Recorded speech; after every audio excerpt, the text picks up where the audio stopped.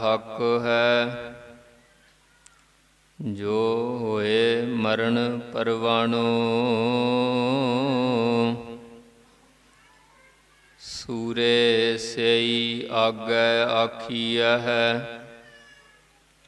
ਦਰਗਹਿ ਪਾਵਹਿ ਸਾਚੀ ਮਾਣੋ, ਗਗਨ ਦਮਾਮਾ ਬਾਜਿਓ, ਭਰਿਓ ਨਿਸ਼ਾਨੈ ਘਾਓ। ਖੇਤ ਜੋ ਮਾਂਡਿਓ ਸੂਰਮਾ, ਅਬ ਜੂਝਨ ਕੋ ਦਾਓ। ਸੂਰਾ ਸੋ ਪਹਿਚਾਨੀਐ, ਜੋ ਲਰੈ ਦੀਨ ਕੈ ਹੇਤ। ਪੁਰਜਾ ਪੁਰਜਾ ਕਟ ਮਰੈ, ਕਬਹੂ ਨਾ ਛਾਡੈ ਖੇਤ। ਕਬੀਰ ਐਸੀ ਹੋਏ ਪਰੀ, ਮਨ ਕੋ ਭਾਵਤ ਕੀਨ। ਮਰਨੇ ਤੇ ਕਿਆ ਡਰਪਣਾ, ਜਬ ਹਾਥ ਸਿੰਧੌਰਾ ਲੀਨ। ਜਿਉ ਬੁਲਾਵਹਿ ਤਿਉ ਬੋਲਹਿ ਸੁਆਮੀ, ਕੁਦਰਤ ਕਵਣ ਹਮਾਰੀ।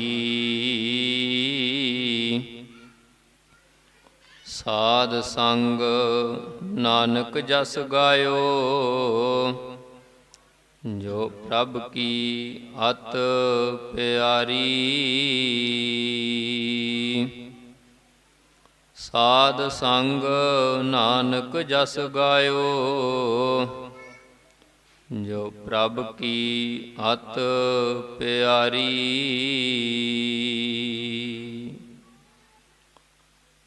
ਵਾਲੀਏ ਕੁਲ ਆਲਮ, ਰੱਬੀ ਗਿਆਨ ਦੇ ਸਾਗਰ, ਹਲਤ ਪਲਤ ਦੇ ਰਾਖੇ। ਕਿਰਪਾ ਨਿਧਾਨ ਭਗਤ ਵਸ਼ਲ, ਜ਼ਾਹਰਾ ਜਹੂਰ ਹਾਜ਼ਰਾ ਹਜੂਰ। ਸਰਬ ਕਲਾ ਭਰਪੂਰ, ਗੁਰਤਾ ਗੱਦੀ ਤੇ ਸੁਭਾਇਮਾਨ। ਸ਼ਬਦ ਗੁਰ ਪੀਰਾ ਗਹਿਰ ਗੰਭੀਰਾ, ਬਿਨ ਸ਼ਬਦੈ ਜਗ ਬਉਰਾਨੰਗ। ਸ਼ਬਦ ਗੁਰੂ ਸਤਿਗੁਰੂ ਧੰਨ ਧੰਨ ਸਾਹਿਬ ਸ੍ਰੀ ਗੁਰੂ ਗ੍ਰੰਥ ਸਾਹਿਬ ਸੱਚੇ ਪਾਤਸ਼ਾਹ ਜੀ ਦੀ ਪਾਵਨ ਪਵਿੱਤਰ ਮੁਬਾਰਕ ਗੋਦ ਦੇ ਅੰਦਰ ਸੁਭਾਇਮਾਨ ਬਹੁਤ ਹੀ ਸਤਿਕਾਰਯੋਗ ਗੁਰੂ ਸਵਾਰੇ ਸਤ ਸੰਗੀ ਜਨੋ, ਸਭ ਵੱਡੇ ਭਾਗਾਂ ਵਾਲੇ ਹਾਂ। ਸਤਿਗੁਰਾਂ ਦੀ ਅਪਾਰ ਬਖਸ਼ਿਸ਼ ਕਿਰਪਾ ਦਇਆ ਦ੍ਰਿਸ਼ਟੀ ਦੇ ਸਦਕਾ ਸਰਬੰਸ ਦਾਨੀ ਬਾਦਸ਼ਾਹ ਦਰਵੇਸ਼ ਚੋਜੀ ਪ੍ਰੀਤਮ ਅੰਮ੍ਰਿਤ ਕੇ ਦਾਤੇ ਕਲਗੀਧਰ ਮਹਾਰਾਜ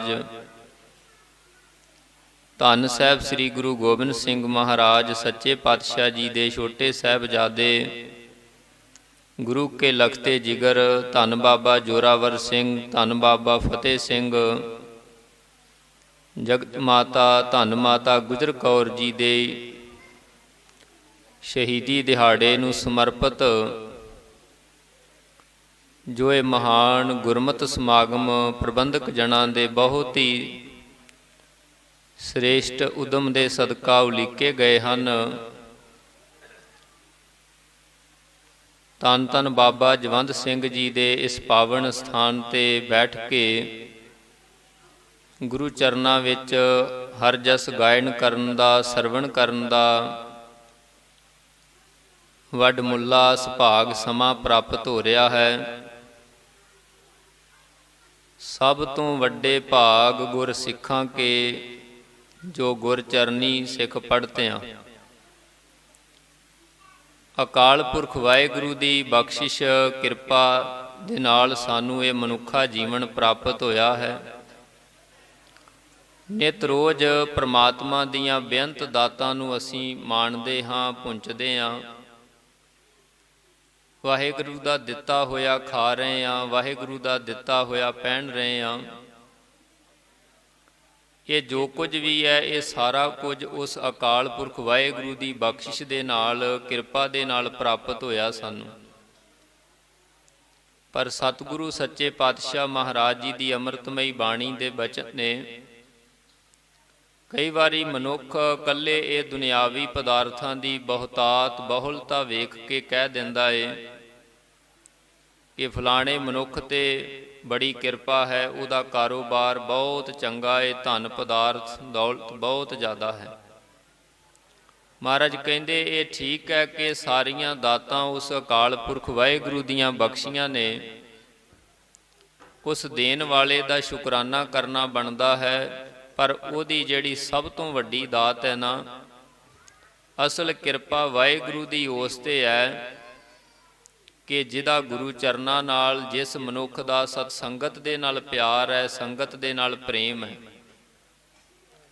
ਉਸ ਪ੍ਰਮਾਤਮਾ ਦੀ, ਵਾਹਿਗੁਰੂ ਦੀ ਕਿਰਪਾ ਦੀ ਇਹ ਨਿਸ਼ਾਨੀ ਹੈ। ਸਤਿਗੁਰੂ ਦੇ ਬਚਨ ਨੇ, ਜਿਹੇ ਠਾਕੁਰ ਸੋ ਪ੍ਰਸੰਨ ਭਇਓ, ਸਤ ਸੰਗਤ ਤੇ ਪਿਆਰ।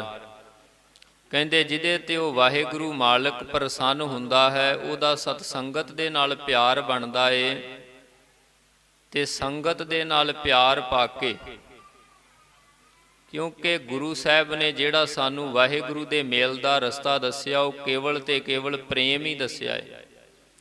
ਪਹਿਲੇ ਜਾਮੇ 'ਚ ਵੀ ਗਾਵੀਐ ਸੁਣੀਐ ਮਨ ਰੱਖੀਐ ਭਾਓ, ਦੁੱਖ ਪਰ ਹਰ ਸੁਖ ਘਰ ਲੈ ਜਾਓ, ਇਹ ਦ੍ਰਿੜ ਕਰਾਇਆ। ਤੇ 10ਵੇਂ ਜਾਮੇ 'ਚ ਵੀ ਇਹੀ ਬਚਨ ਕਹੇ, ਸਾਚ ਕਹੂੰ ਸੁਨ ਲਿਓ ਸਭੈ, ਜਿਨ ਪ੍ਰੇਮ ਕੀਓ ਤਿਨ ਹੀ ਪ੍ਰਭ ਪਾਇਓ।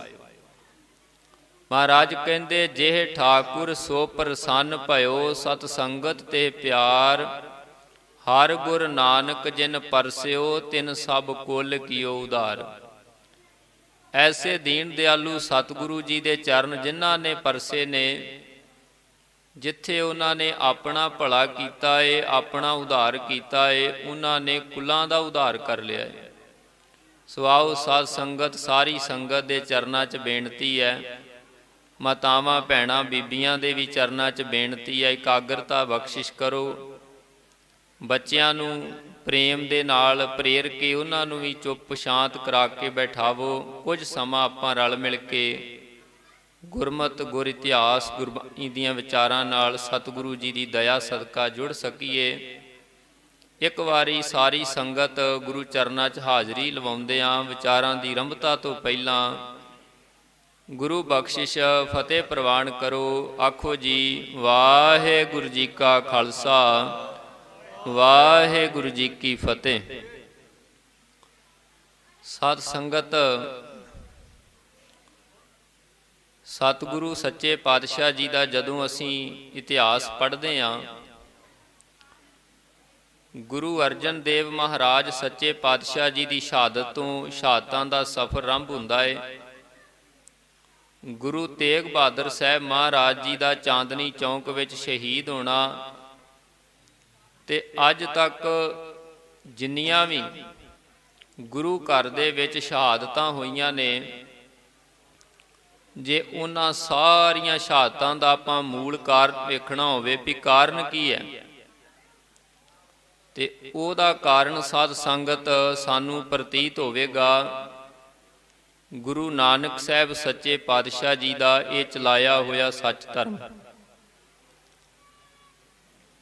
ਅਕਾਲ ਪੁਰਖ ਵਾਹਿਗੁਰੂ ਦਾ ਇਹ ਨਿਯਮ ਹੈ ਕਿ ਜਦੋਂ ਵੀ ਸੰਸਾਰ ਦੇ ਉੱਤੇ ਝੂਠ ਦਾ, ਕੂੜ ਦਾ ਬੋਲਬਾਲਾ ਵੱਧਦਾ ਏ, ਤੇ ਵਾਹਿਗੁਰੂ ਪਰਮਾਤਮਾ ਉਸ ਕੂੜ ਨੂੰ, ਉਸ ਝੂਠ ਨੂੰ ਦੂਰ ਕਰਨ ਦੇ ਵਾਸਤੇ ਸਮੇਂ-ਸਮੇਂ ਤੇ ਅਨੇਕਾਂ ਹੀ ਔਲਗੀ ਅਵਤਾਰ, ਪੈਗੰਬਰ ਇਸ ਸੰਸਾਰ ਦੇ ਉੱਤੇ ਭੇਜਦਾ ਰਿਹਾ ਹੈ।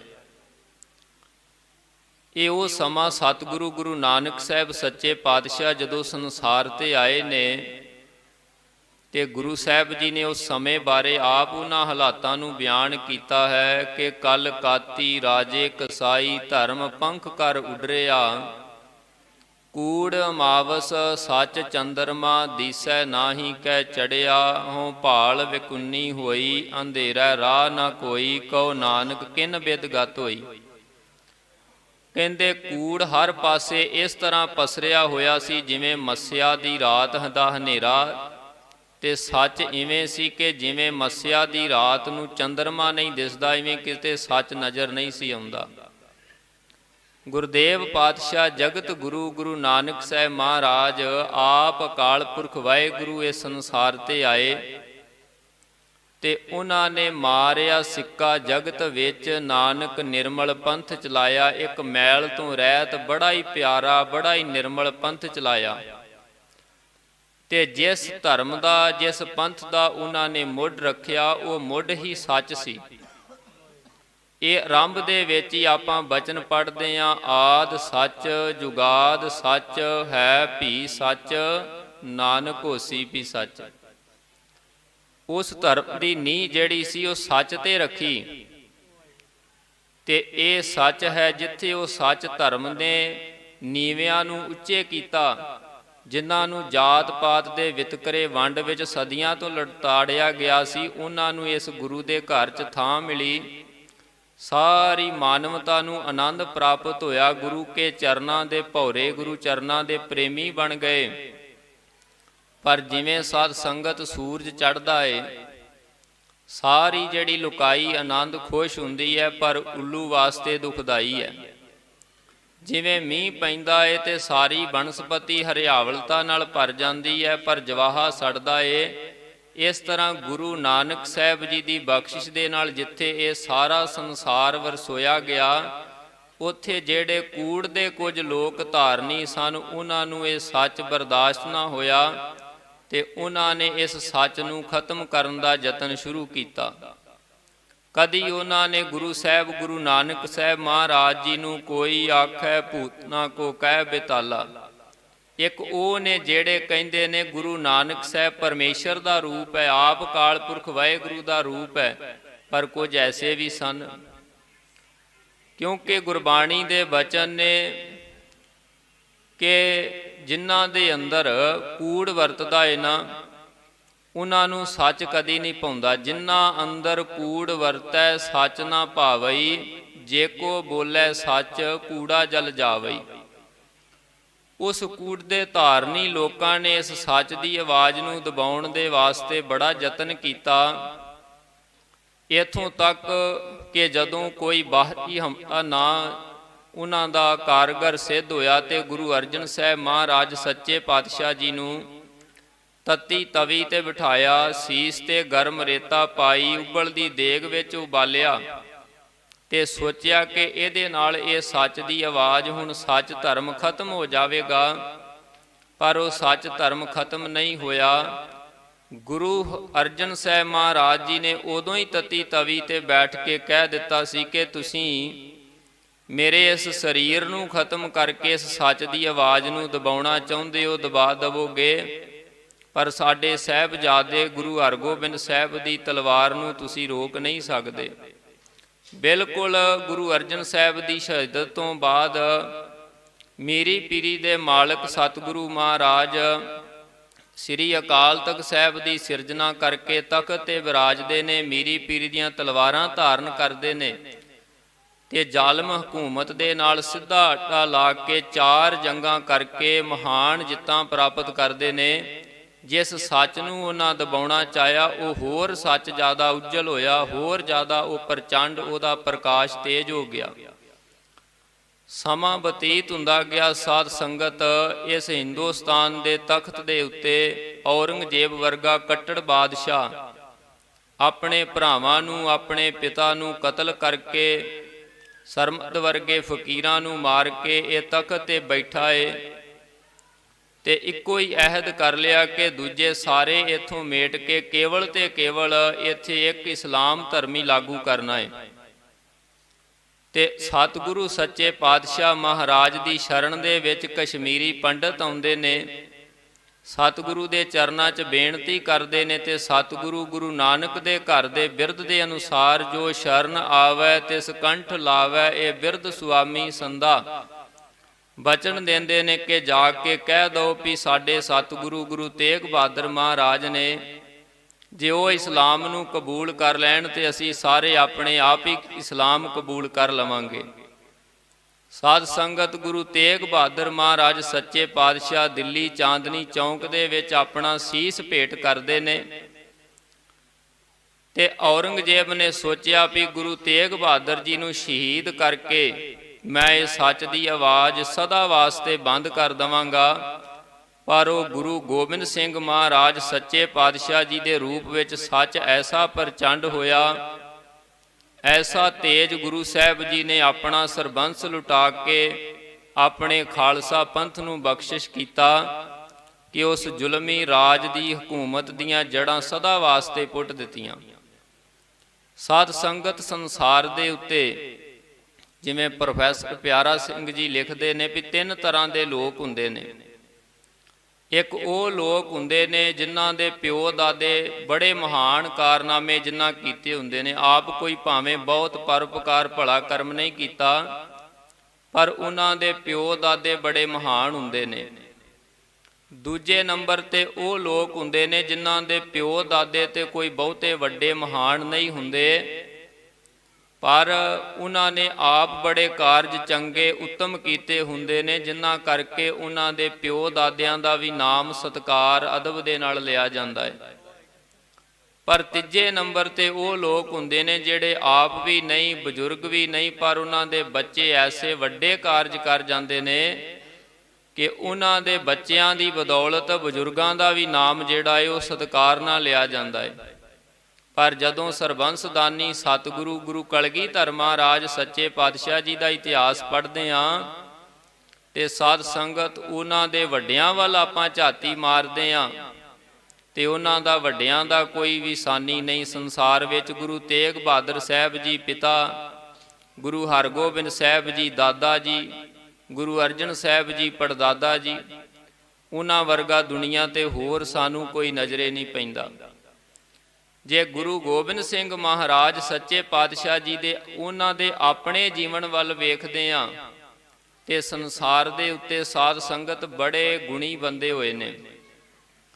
ਕੋਈ ਦੁਨੀਆ ਦੇ ਉੱਤੇ ਬੜਾ ਵੱਡਾ ਸੂਰਮਾ ਹੋਇਆ ਏ, ਕੋਈ ਸੰਸਾਰ ਦੇ ਉੱਤੇ ਬਹੁਤ ਵੱਡਾ ਕਵੀ ਹੋਇਆ ਏ, ਕੋਈ ਸੰਸਾਰ ਦੇ ਉੱਤੇ ਬੜਾ ਵੱਡਾ ਭਗਤ ਹੋਇਆ ਏ, ਕੋਈ ਸੰਸਾਰ ਦੇ ਉੱਤੇ ਬੜਾ ਵੱਡਾ ਦਾਨੀ ਹੋਇਆ ਏ। ਪਰ ਸਾਧ ਸੰਗਤ ਜਦੋਂ ਗੁਰੂ ਗੋਬਿੰਦ ਸਿੰਘ ਮਹਾਰਾਜ ਦਾ ਜੀਵਨ ਪੜ੍ਹਦੇ ਹਾਂ ਤੇ ਗੁਰੂ ਗੋਬਿੰਦ ਸਿੰਘ ਮਹਾਰਾਜ ਜੀ ਦਾ ਕਵੀ ਵਾਲਾ ਪੱਖ ਵੇਖੀਏ ਤੇ ਉਹਨਾਂ ਦੀ ਬਾਣੀ ਪੜ੍ਹੀਏ ਤੇ ਸੰਸਾਰ ਦੇ ਉੱਤੇ ਉਹਨਾਂ ਵਰਗਾ ਕੋਈ ਕਾਵਿ ਰਚਨਾ ਕਰਨ ਵਾਲਾ ਨਹੀਂ ਹੈ। ਗੁਰੂ ਗੋਬਿੰਦ ਸਿੰਘ ਮਹਾਰਾਜ ਜੀ ਦਾ ਭਗਤੀ ਵਾਲਾ ਪੱਖ ਵੇਖੀਏ ਤੇ ਸਾਧ ਸੰਗਤ ਜਦੋਂ ਤੂੰ ਹੀ ਦੀ ਧੁਨ ਅਕਾਲ ਉਸਤਤ ਵਿੱਚ ਉਚਾਰਦੇ ਨੇ ਤੇ ਗੁਰੂ ਗੋਬਿੰਦ ਸਿੰਘ ਸਾਹਿਬ ਜੀ ਵਰਗਾ ਕੋਈ ਭਗਤ ਵੀ ਨਹੀਂ ਹੈ। ਗੁਰੂ ਗੋਬਿੰਦ ਸਿੰਘ ਮਹਾਰਾਜ ਜੀ ਦਾ ਸੂਰਮਗਤੀ ਵਾਲਾ ਗੁਣ ਵੇਖੀਏ ਤੇ ਸਤਿਗੁਰੂ ਸੱਚੇ ਪਾਤਸ਼ਾਹ ਜੀ ਜਦੋਂ 9 ਟਾਂਕ ਦਾ ਧਨੁਖ ਆਪਣੇ ਹੱਥ ਦੇ ਵਿੱਚ ਲੈ ਕੇ ਆਪਣੇ ਭੱਥੇ ਦੇ ਵਿੱਚੋਂ ਇੱਕ ਇੱਕ ਤੀਰ ਨੂੰ, ਜਿਨ੍ਹਾਂ ਦੇ ਨੂੰ ਸਵਾ ਤੋਲਾ ਸੋਨਾ ਲੱਗਾ ਹੋਇਆ, ਉਹ ਤੀਰ ਚਲਾਉਂਦੇ ਨੇ ਤੇ ਗੁਰੂ ਸਾਹਿਬ ਦਾ ਇੱਕ ਇੱਕ ਤੀਰ ਕਈ ਸਿਪਾਹੀਆਂ ਨੂੰ ਵਿੰਨ੍ਹਦਾ ਚਲਿਆ ਜਾਂਦਾ ਏ। ਉਹਨਾਂ ਦੇ ਤੀਰਾਂ ਦੀ ਤਾਬ ਵੀ ਨਹੀਂ ਕੋਈ ਵੱਡੇ ਤੋਂ ਵੱਡਾ ਜਰਨੈਲ ਨਹੀਂ ਚੱਲ ਸਕਿਆ। ਗੁਰੂ ਗੋਬਿੰਦ ਸਿੰਘ ਮਹਾਰਾਜ ਸੱਚੇ ਪਾਤਸ਼ਾਹ ਵਰਗਾ ਸੂਰਮਾ ਵੀ ਕੋਈ ਨਹੀਂ ਹੈ। ਜਦੋਂ ਉਹਨਾਂ ਦੇ ਦਾਨੀ ਵਾਲੇ ਗੁਣ ਦੀ ਵਿਆਖਿਆ ਪੜ੍ਹੀਏ ਤੇ ਸਾਧ ਸੰਗਤ ਸੰਸਾਰ ਤੇ ਬੜੇ ਬੜੇ ਦਾਨੀ ਹੋਏ ਨੇ। ਕੋਈ ਪੈਸਾ ਦਾਨ ਕਰਦਾ ਏ, ਕੋਈ ਜ਼ਮੀਨ ਜਾਇਦਾਦ ਦਾਨ ਕਰ ਸਕਦਾ, ਧਨ ਪਦਾਰਥ ਦਾਨ ਕਰ ਸਕਦਾ, ਅੰਨ ਦਾਣਾ ਦਾਨ ਕਰਦਾ ਏ। ਪਰ ਇੱਕ ਗੁਰੂ ਗੋਬਿੰਦ ਸਿੰਘ ਮਹਾਰਾਜ ਕਲਗੀਧਰ ਸੱਚੇ ਪਾਤਸ਼ਾਹ ਜੀ ਐਸੇ ਸਤਿਗੁਰੂ ਨੇ ਜਿਨ੍ਹਾਂ ਨੇ ਆਪਣਾ ਪੂਰੇ ਦਾ ਪੂਰਾ ਸਰਬੰਸ ਦਾਨ ਕਰ ਦਿੱਤਾ। ਸਾਧ ਸੰਗਤ ਇਤਿਹਾਸ ਆਪ ਜੀ ਨੇ ਸਰਵਣ ਕੀਤਾ ਹੈ, ਕੁਝ ਆਪਾਂ ਟੁਕ ਮਾਤਰ ਨਾਲ ਵਿਚਾਰਾਂ ਕਰਾਂਗੇ। ਸ੍ਰੀ ਅਨੰਦਪੁਰ ਸਾਹਿਬ ਜੀ ਦੇ 7-8 ਮਹੀਨੇ ਦੇ ਘੇਰੇ ਤੋਂ ਬਾਅਦ ਜਿਸ ਸਮੇਂ ਧੰਨ ਗੁਰੂ ਗੋਬਿੰਦ ਸਿੰਘ ਮਹਾਰਾਜ ਸੱਚੇ ਪਾਤਸ਼ਾਹ ਇਸਲਾਮ ਧਰਮ ਦੇ ਧਾਰਮਿਕ ਅਕੀਦਿਆਂ ਦਾ, ਵਿਸ਼ਵਾਸਾਂ ਦਾ, ਕੁਰਾਨ ਦਾ ਤੇ ਜਿਹੜੀ ਗਊ ਦੇ ਆਟੇ ਦੀ ਗਊ ਬਣਾ ਕੇ ਉਹਨਾਂ ਕਸਮ ਖਾਧੀ ਸੀ, ਉਹਨਾਂ ਧਾਰਮਿਕ ਅਕੀਦਿਆਂ ਦਾ ਸਤਿਕਾਰ ਕਰਦਿਆਂ ਸ੍ਰੀ ਅਨੰਦਪੁਰ ਸਾਹਿਬ ਦਾ ਕਿਲ੍ਹਾ ਛੱਡਦੇ ਨੇ। ਤੇ ਅਨੰਦਪੁਰ ਸਾਹਿਬ ਦੇ ਕਿਲ੍ਹੇ ਛੱਡਣ ਸਾਰ ਸਾਰੀਆਂ ਕਸਮਾਂ ਵਾਅਦੇ ਭੁੱਲ ਕੇ ਪਹਾੜੀ ਰਾਜੇ ਤੇ ਮੁਗਲਾਂ ਦੀ ਫੌਜ ਸਤਿਗੁਰੂ ਜੀ ਦੇ ਦਲ ਦੇ ਉੱਤੇ ਹਮਲਾ ਕਰਦੀ ਹੈ। ਜੰਗ ਯੁੱਧ ਕਰਦਿਆਂ ਗੁਰਦੇਵ ਮਹਾਰਾਜ ਸਰਸਾ ਨਦੀ ਦੇ ਕੰਢੇ ਤੇ ਪਹੁੰਚਦੇ ਨੇ। ਬੜਾ ਭਿਆਨਕ ਯੁੱਧ ਹੁੰਦਾ ਏ। ਗੁਰੂ ਜੀ ਦੇ ਬੜੇ ਬੜੇ ਵੱਡੇ ਜਰਨੈਲ ਸਰਸਾ ਨਦੀ ਦੇ ਕੰਢੇ ਤੇ ਸ਼ਹੀਦ ਹੋ ਜਾਂਦੇ ਨੇ। ਤੇ ਸਰਸਾ ਨਦੀ ਦੇ ਕੰਢੇ ਤੇ ਗੁਰਦੇਵ ਮਹਾਰਾਜ ਭਾਈ ਦਇਆ ਸਿੰਘ ਜੀ ਨੂੰ ਹੁਕਮ ਕਰਦੇ ਨੇ ਕਿ ਇੱਥੇ ਆਪਾਂ ਆਸਾ ਦੀ ਵਾਰ ਦਾ ਕੀਰਤਨ ਕਰਨਾ ਹੈ।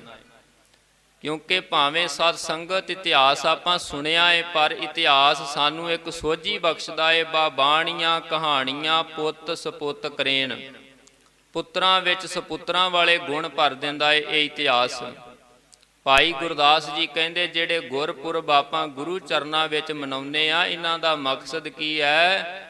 ਭਾਉ ਭਗਤ ਗੁਰਪੁਰਬ ਕਰ, ਨਾਮ ਦਾਨ ਇਸ਼ਨਾਨ ਦ੍ਰਿੜਾਇਆ। ਕਹਿੰਦੇ ਪ੍ਰੇਮ ਦੇ ਨਾਲ ਭਗਤੀ ਭਾਵਨਾ ਸ਼ਰਧਾ ਨਾਲ ਗੁਰੂ ਸਾਹਿਬਾਂ ਦੇ ਪਾਵਨ ਗੁਰਪੁਰਬ ਮਨਾਉਂਦਿਆਂ ਅਸੀਂ ਆਪਣੇ ਹਿਰਦੇ ਵਿੱਚ ਨਾਮ ਦਾਨ ਇਸ਼ਨਾਨ ਨੂੰ ਦ੍ਰਿੜ ਕਰਨਾ ਹੈ। ਆਪਣੇ ਜੀਵਨ ਚੋਂ ਆਪਣੇ ਇੱਕ ਇੱਕ ਔਗਣ ਨੂੰ ਪਛਾਣ ਕੇ ਉਸ ਔਗਣ ਨੂੰ ਦੂਰ ਕਰਦਿਆਂ ਗੁਰੂ ਦੇ ਬਚਨਾਂ ਦੀ ਕਮਾਈ ਕਰਨੀ ਹੈ ਤੇ ਗੁਰੂ ਦਾ ਇੱਕ ਇੱਕ ਬਚਨ ਆਪਣੇ ਹਿਰਦੇ ਵਿੱਚ ਧਾਰਨ ਕਰਨਾ ਹੈ। ਤੇ ਸਾਰਾ ਇਤਿਹਾਸ ਸਾਧ ਸੰਗਤ ਅਸਲ ਵਿੱਚ ਇਹ ਖੇਡ ਸਾਰੀ ਸਤਿਗੁਰੂ ਦੀ ਆਪਣੀ ਹੀ ਰਚੀ ਹੋਈ ਹੈ। ਸਾਨੂੰ ਸੋਝੀ ਬਖਸ਼ਣ ਵਾਸਤੇ, ਸਾਡੇ ਕਲਿਆਣ ਵਾਸਤੇ ਸਾਰੀ ਖੇਡ ਮਹਾਰਾਜ ਨੇ ਰਚੀ ਹੈ। ਤੇ ਸਾਰੇ ਇਤਿਹਾਸ ਵਿੱਚ ਦੋ ਜਿਹੜੀਆਂ ਕੈਟਾਗਰੀਆਂ, ਦੋ ਪਰਸਨ, ਦੋ ਤਰ੍ਹਾਂ ਦੇ ਮਨੁੱਖ ਸਾਡੇ ਸਾਹਮਣੇ ਆਉਣਗੇ। ਇੱਕ ਉਹ ਹੋਣਗੇ ਜਿਨ੍ਹਾਂ ਨੇ ਧਨ ਪਦਾਰਥ ਨੂੰ, ਮਾਇਆ ਨੂੰ ਸੁੱਖ ਸਹੂਲਤ ਸਮਝ ਲਿਆ, ਆਨੰਦ ਸਮਝ ਲਿਆ ਵੀ ਜ਼ਿੰਦਗੀ ਦਾ ਸਾਰਾ ਸੁੱਖ ਧਨ ਦੇ ਵਿੱਚ ਹੈ, ਮਾਇਆ ਦੇ ਵਿੱਚ ਹੈ।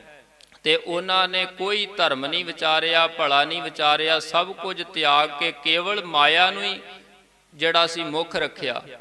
ਤੇ ਦੂਜੇ ਉਹ ਨੇ ਜਿਨ੍ਹਾਂ ਨੇ ਮਾਇਆ ਵਾਲਾ ਪਾਸਾ ਤਿਆਗ ਕੇ ਗੁਰੂ ਦੀ ਸੇਵਾ ਨੂੰ ਪ੍ਰਮੁੱਖ ਰੱਖਿਆ।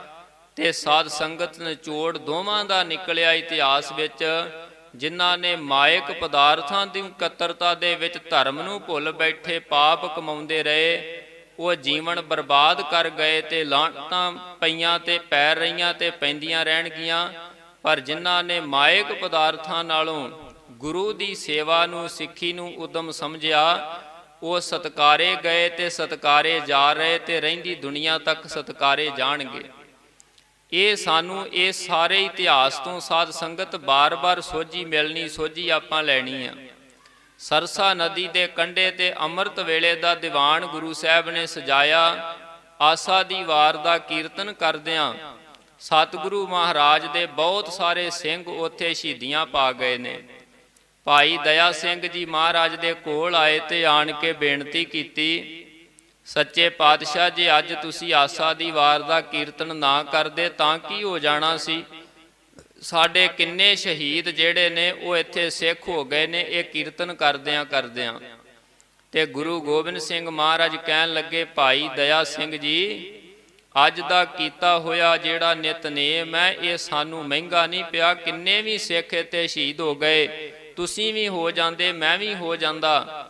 ਅੱਜ ਦਾ ਨਿਤਨੇਮ ਸਾਡੀ ਉਮਤ ਵਾਸਤੇ, ਕੌਮ ਵਾਸਤੇ, ਪੰਥ ਵਾਸਤੇ ਇੱਕ ਪ੍ਰੇਰਨਾ ਹੈ ਕਿ ਮਨੁੱਖ ਦੇ ਜੀਵਨ ਤੇ ਕਿੰਨਾ ਵੀ ਦੁੱਖ ਦਾ, ਮੁਸ਼ਕਲ ਦਾ ਸਮਾਂ ਬਣ ਜਾਵੇ, ਭਾਵੇਂ ਪਿੱਛੇ ਲੱਖਾਂ ਦੀ ਫੌਜ ਚੜੀ ਹੈ, ਅੱਗੇ ਸਰਸਾ ਦਾ ਪਾਣੀ ਚੜਿਆ ਹੋਇਆ ਏ, ਪਰ ਆਪਣੇ ਜੀਵਨ ਵਿੱਚੋਂ ਕਦੀ ਵੀ ਵਾਹਿਗੁਰੂ ਦਾ ਨਾਮ, ਨਿਤਨੇਮ, ਬਾਣੀ ਦਾ ਪੱਲਾ ਨਹੀਂ ਛੱਡਣਾ।